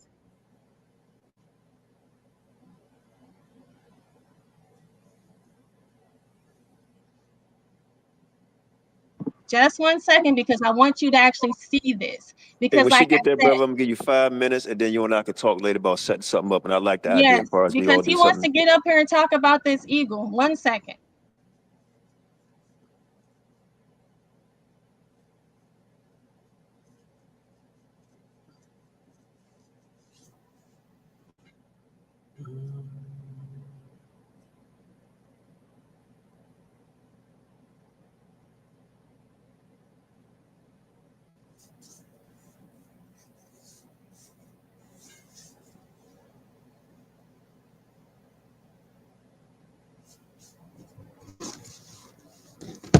All right, I'm gonna stop this screen and I'm gonna share another screen for you right now. 1 second. Oops, I pushed the wrong thing. You guys gotta bear with me. I'm coming though. All right, can you see my screen? Mm-hmm. There it is. All right, so pull it up, make it bigger for us. Thank you, Sharsham. So right here it says the Aztec Eagle Warriors, also known as the Colotel, were elite infantry soldiers in the Aztec army. They were among the most feared warriors in the Aztec army. They were dressed like eagles with eagle feathers and headgear with an eagle head, Considered the warriors of the sun, as the eagle was a symbol in the sun in Aztec mythology, along with the jaguar warrior. So right here, we see that these Aztecs were an elite infantry soldier who held our ancestors in captivity, who were the ones that we carried their luggage, and also had to be made. And they also had the Trail of Tears. They were the ones that held our ancestors into captivity in the Trail of Tears. And they were the ones that were swift as an eagle flyeth, because they're the ones that were this infantry elite soldier. So much for this sad, defenseless people that you keep trying to display. I'm sorry, they're not that. But all right, thank you. All right. All right, Con. Yeah, bro, you So, got 5 minutes. We're gonna close it out, and oh, and please don't get offended when we come with a little bit of heat, because we like it's that, and I'm sure it's you do fine. too. So it's all It's good. fine. Like I said All right, earlier, bro. we contended for the faith, so I have no problem. Like I actually am no stranger to a spiritual war. All praises to the Most High. So, with that being said, okay, so your position, my sister, is that I'm portraying Gad or Northern Kingdom, mainly Gad, or that's who you just talked about. Native Americans, I'm portraying them to be weak and feeble. If I ever said that, or if I said that, or if y'all got that impression, I do not portray the Native Americans to be weak or feeble people. One, two, um, two, my position is that those Native Americans, like the 12 tribes chart says, the majority of them are from the tribe of Gad. There's another tribe, Reuben, but right now I want to focus on Gad. You mentioned that these Native Americans were elite warriors, right? They were excellent warriors, right? You mentioned that. You brought out that history, right, sister? She was talking about that. Yes, she mentioned that, and she's talking about that eagle, that Right, big eagle they right. got. Yeah, the eagle was an idol, yeah, and the sun worship that comes from what Babylon. That comes from ancient Babylon. Once again, comes from ancient Egypt. But you did mention that they were mighty warriors, right, and not feeble, right? I just want to hear it said. Queen Naphtali. Yes, sir. So you agree that the Native Americans were mighty soldiers and warriors, right? What I find interesting is the fact that you only all of, when it comes to these Native Americans, it's all these excuses. But when it comes to the so-called white man, he's all of this stuff. It's no Right. excuses from him. It comes Right. from Babylon. It comes there. It's an influence. The thing is, when it comes to these Native Americans, That's I'm not sorry, answering sir. my question, They were sister. these Egypt. No. You asked me a question. Let me expound for you a little Yeah, further. you're not answering, but go ahead. Hold on, I'm It gonna. was a If yes or you no. It was a yes or no. It No, was a because yes the or no. thing is that you must have been I must have didn't educate you a little further. Nah, Let me nah, no, educate you a no, no, little no, more. no, no, no. See, the So thing I is, only have 5 minutes, sister. I asked you a question, and it was actually a yes or no question. So can I get a yes or no from you? what was the question? You brought out the history and made the point that the Native Americans were excellent warriors or very strong warriors, right? That yes or no? You did that. You went into that history. What did you say? Are you asking me the yes or no? Yeah, yes or no? Okay, yes, they were like when you say about this so-called white man, they're on the same level and the same team as them. Okay. So to reiterate, you agree that the Native Americans were mighty warriors. I disagree. The Native Americans are Esau. I say Just like for the the white man. Yes, they're just okay. exactly like the white man. Yes. Okay, and you know what? I got precepts. So let's go into the mighty tribe of Gad, which are the so-called Native Americans. Let's go into some history. Let's go into some history in Second Chronicles chapter 12 and verse 8, talking about the mighty tribe of Gad. Let's do that. The Native Americans. Let's do that, or so-called Native Americans, right? The mighty tribe of Gad in their history in Second Chronicles chapter 12 and verse 8. Let's see what type of men let's see what type of men of war was in the tribe of Gad. Let's see. Second Chronicles. Second Chronicles chapter 12. Let him finish out too, because I'm giving this rest is 4 or 5 minutes, because we're gonna call it a night, and Yeah, we'll set some up. We'll set some up later. I'm gonna go. Yeah, I'm gonna go through. I'm gonna try to make it just 3 precepts. So this is one.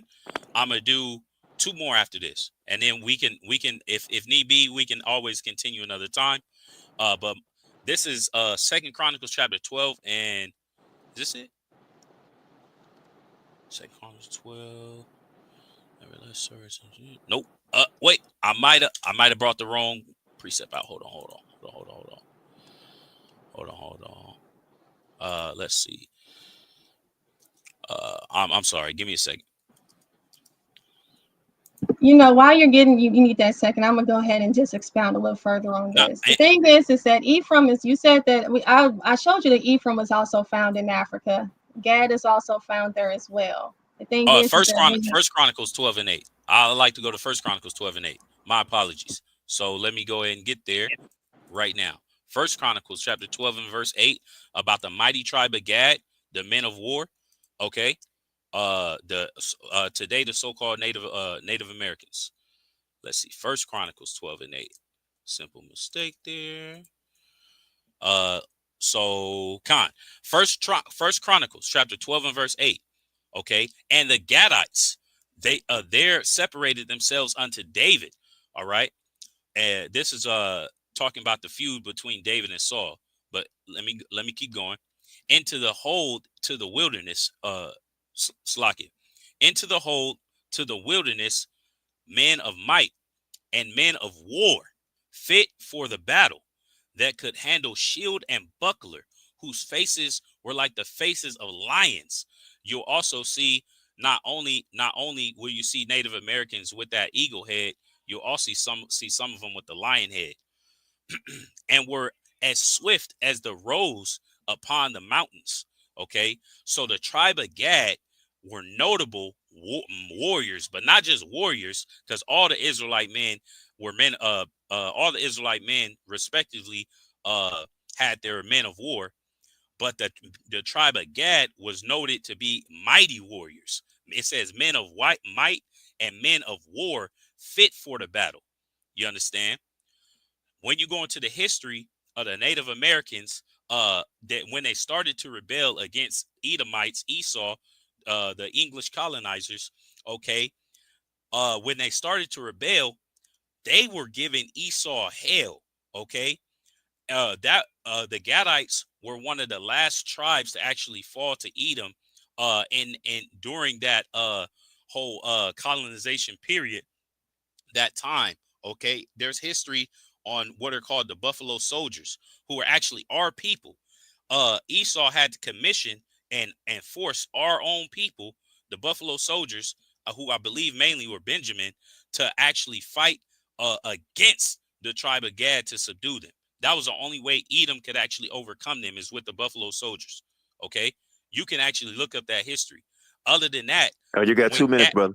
okay, other than that, when the Gadites, when the Native Americans were fighting back, they were giving Esau hell, because they were, one, they're princes of God, okay, princes that have power with God, okay, but two, it was noted that that tribe were mighty men of war, okay. Let me go to just, she mentioned something about how the Hispanics or Latinos or Mexicans and whatnot, how they'll hate on and look down on even the so-called Negro or Southern Kingdom, right? Let me go to Isaiah. I want to say it's 11 and 13, because that's unfortunately, that simile rivalry, it runs deep. You know what I mean? Unfortunately, but that will change. As that will change more and more, it will get better. You got 60 seconds, brother. Okay, once we come back together. Let's see. I was gonna say, because can I get like just an additional 2 minutes, just because I get an extra minute because I was late. Okay, so I got 2 minutes. Okay, Isaiah chapter 11 and verse 13. It says that Ephraim also of Slakia. Let me slow down. Isaiah chapter 11 verse 13. The envy also of Ephraim shall depart, and the adversaries of Judah shall be cut off. If Ephraim shall not envy Judah, and Judah shall not vex Ephraim.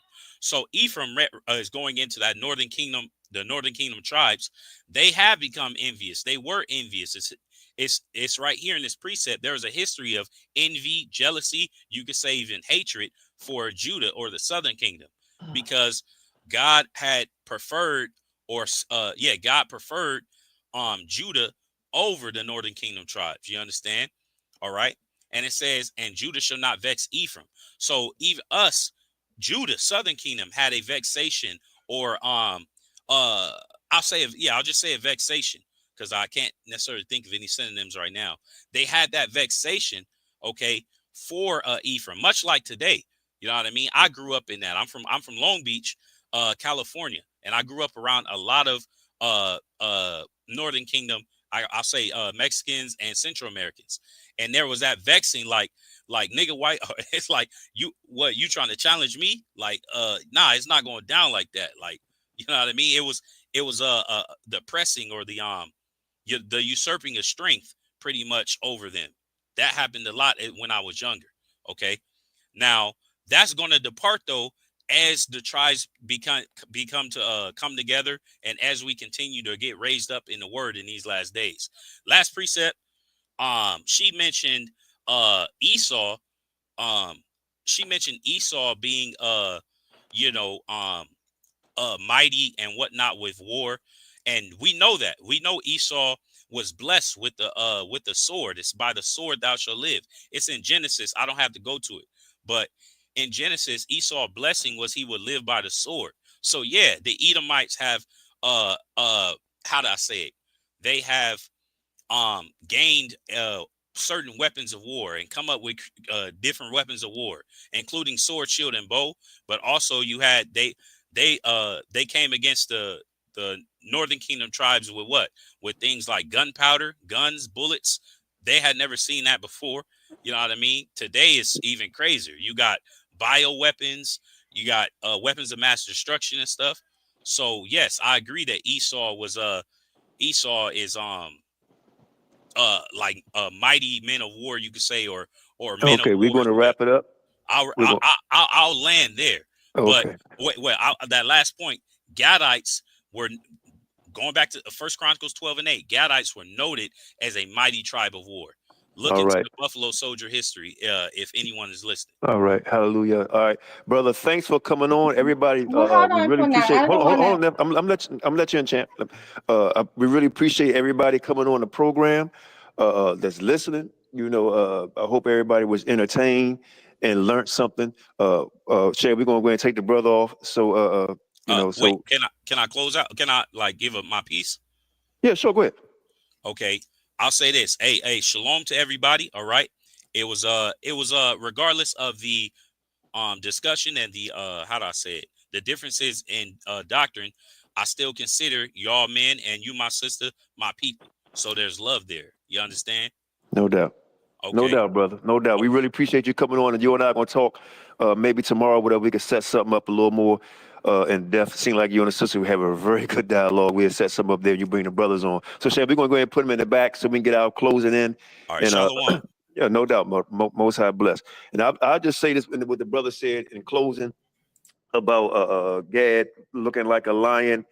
I would just say for me, when I see a Native American Indian, what they call Native American Indian, their hair is straight and they don't grow no hair around their face. I see a brother with a big bush and a beard that look like a lion to me. And it says Gad would be a troop that will overcome. Seem like they've been defeated. You know, when you look up where the real bow come from, the bow comes from over in Africa. Not it didn't start here. And also going back to the Canaanites, right? Who fits more of the Canaanite description is going to be them people down in South America. Also, excuse me. Also, and the brother have a chance to debunk everything I'm saying when he come back on. Also, we talk about your I would be evil towards your brother, right? Man, that's everywhere. I mean, the African American man is hated by everybody all over the damn world. So everybody our brother then. You know, Africans hate Americans, Americans hate Africans. You know, so that's back and forth. Also, when it talks about a mighty people, shit, the Chinese people mighty, the white man mighty, shit, Judah mighty, you know.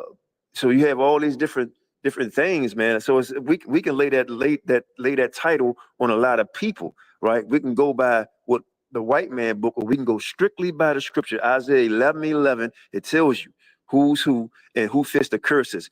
The is nowhere on that chart to say who's Gad, who's Judah, who's Ephraim.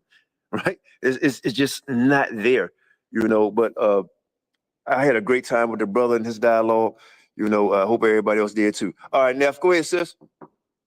All right. I had a great time as well. Thank you all for inviting me on. The brother has said some things. I have a lot. I mean, he has a lot to learn when it comes to these people. It's really interesting to me how he's willing to downgrade these people and uplift the white man when the white man was throwing trash out the window and these people had a sophisticated system. He doesn't know their history.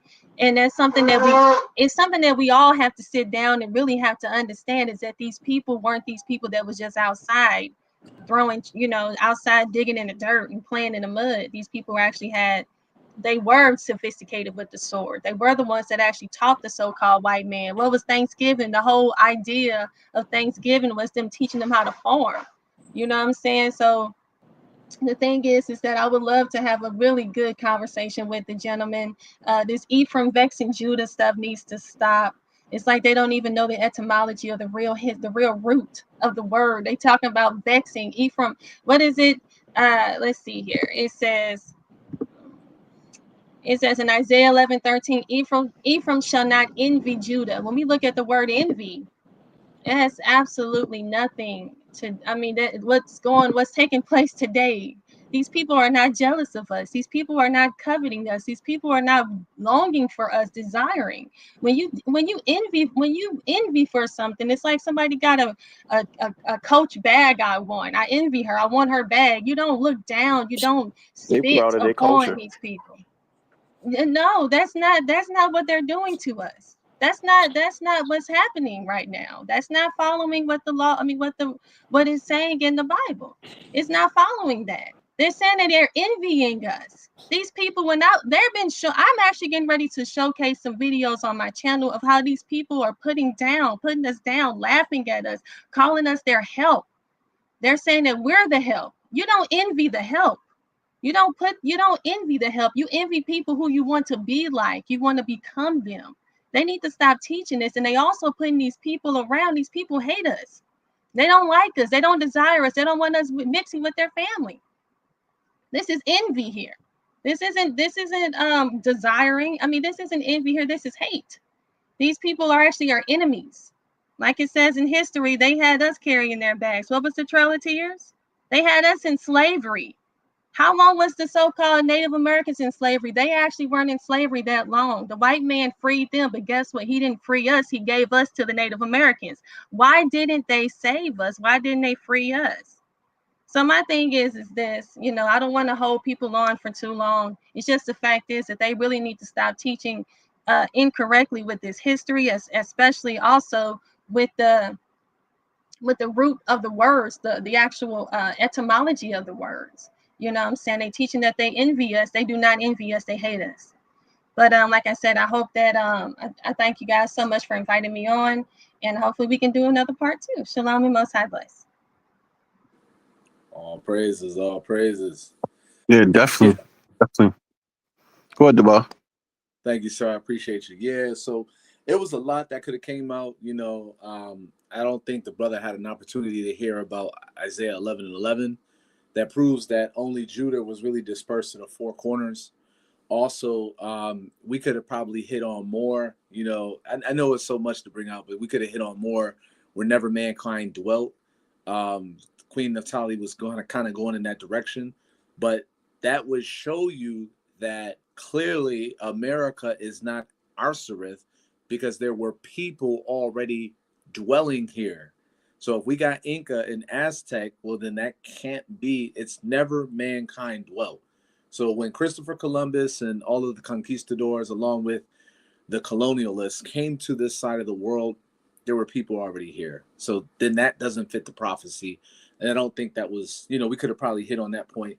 But yeah, the Isaiah 11:12, Judah being dispersed, also the 10 tribes being in Africa, we could have kind of hit on that. But it's all good. It's all love.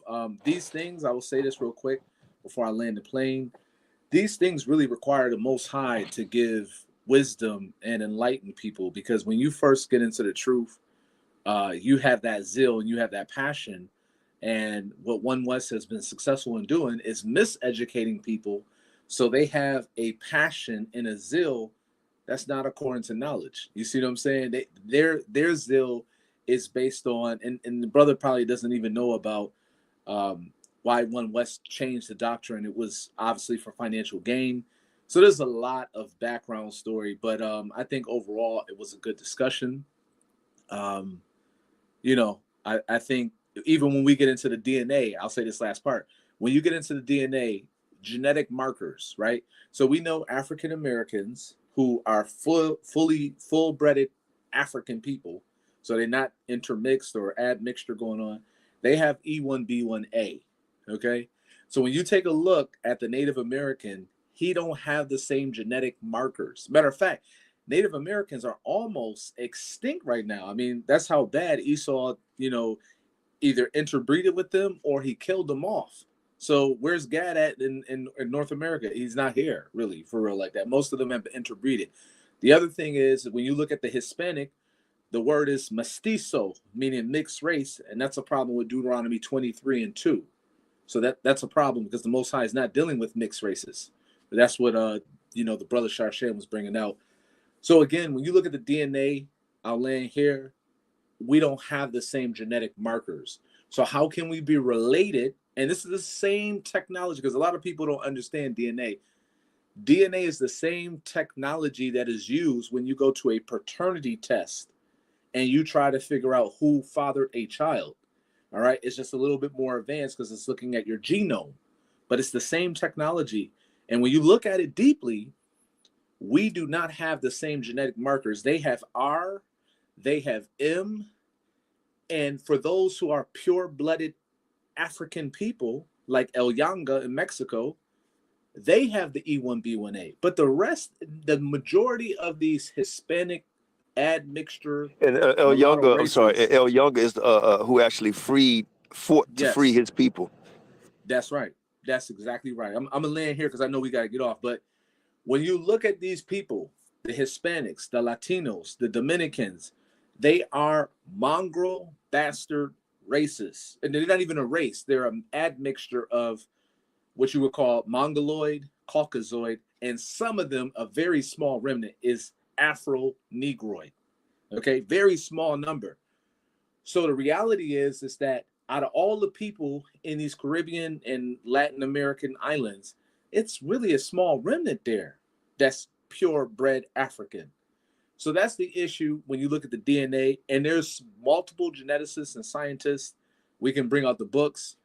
They've already debunked the whole Hebraic Indian theory, but I'm going to land my plane there. Thank you, Elder QANATH, and thank you, dear brother Sharshem, for the opportunity to speak on this platform. And with that, I'm going to say Shalom, Most High bless. Much love, y'all.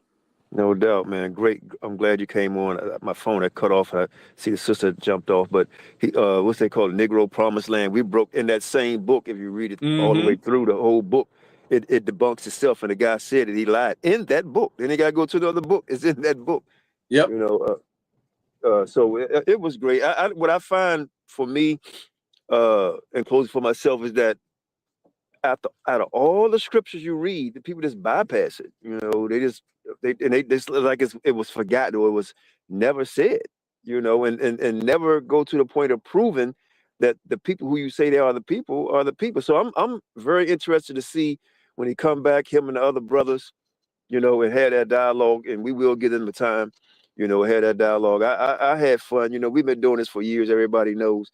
I just hope that he really go back and look at the video and try to debunk what we said with the scriptures and not with philosophy, you know, and because some things you could say that could mean anybody, like the eagle. Hell, Egypt got an eagle. Yep. You know, I couldn't share it because I was on a plantation, but Egypt got an eagle. A whole lot of nations got eagles. You know, and when the sister brought that up about the eagle, I was like, wow. Oh yeah. You know, so everybody brought out something, and what he brought out was great because what he brought out was actually scriptures. We believe in those scriptures, but who do they fit? The Hosea 7:8 does not fit. The speckled bird, I think, is in Isaiah.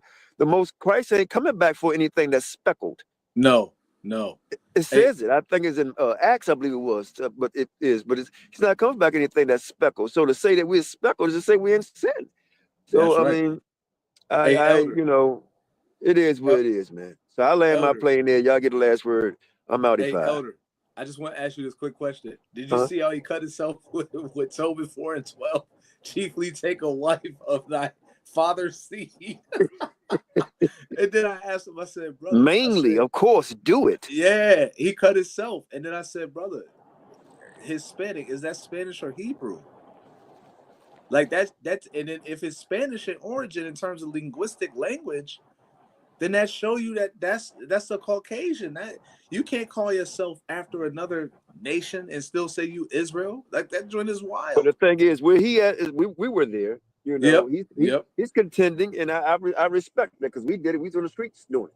But like I like to try to do it with common sense too. I mean, if you're saying, and that's the part I was like, a little bit, maybe a little disingenuous, and I'm gonna call and talk to him about it. If you're saying that the Spaniard came over here, and they got with the women over here, so the women wouldn't be legit, and then you try to say, what about the first, second, third generation? You can't. I thought you didn't have to go the first, second, third generation if you're the seed of the father. There you go. Right, and then to say, well, we got with the Israelite women. I mean, the women came over here. They got with the men. Come on. Yeah. You know. So I don't know. It is, but we had something else planned. So I kind of figured this was going to take up the whole show. So maybe the bar and I will come back maybe in a couple of days and bring out what we was going to bring out. It's going to be real exciting. I'm not even going to give a hint what we was going to talk about, but it's going to be real exciting. And the things that we say we was going to do, we actually doing it. So. But I really enjoy. I hope everybody enjoyed themselves. Shan, maybe you need to change the title to it, and we have a part 2. and the brothers could come on and we'll line up somewhere we to discuss certain topics, and we'll be all over the place. So with that, man, I say shalom, Shan. You get it. Most High bless. Shalom, Most High bless.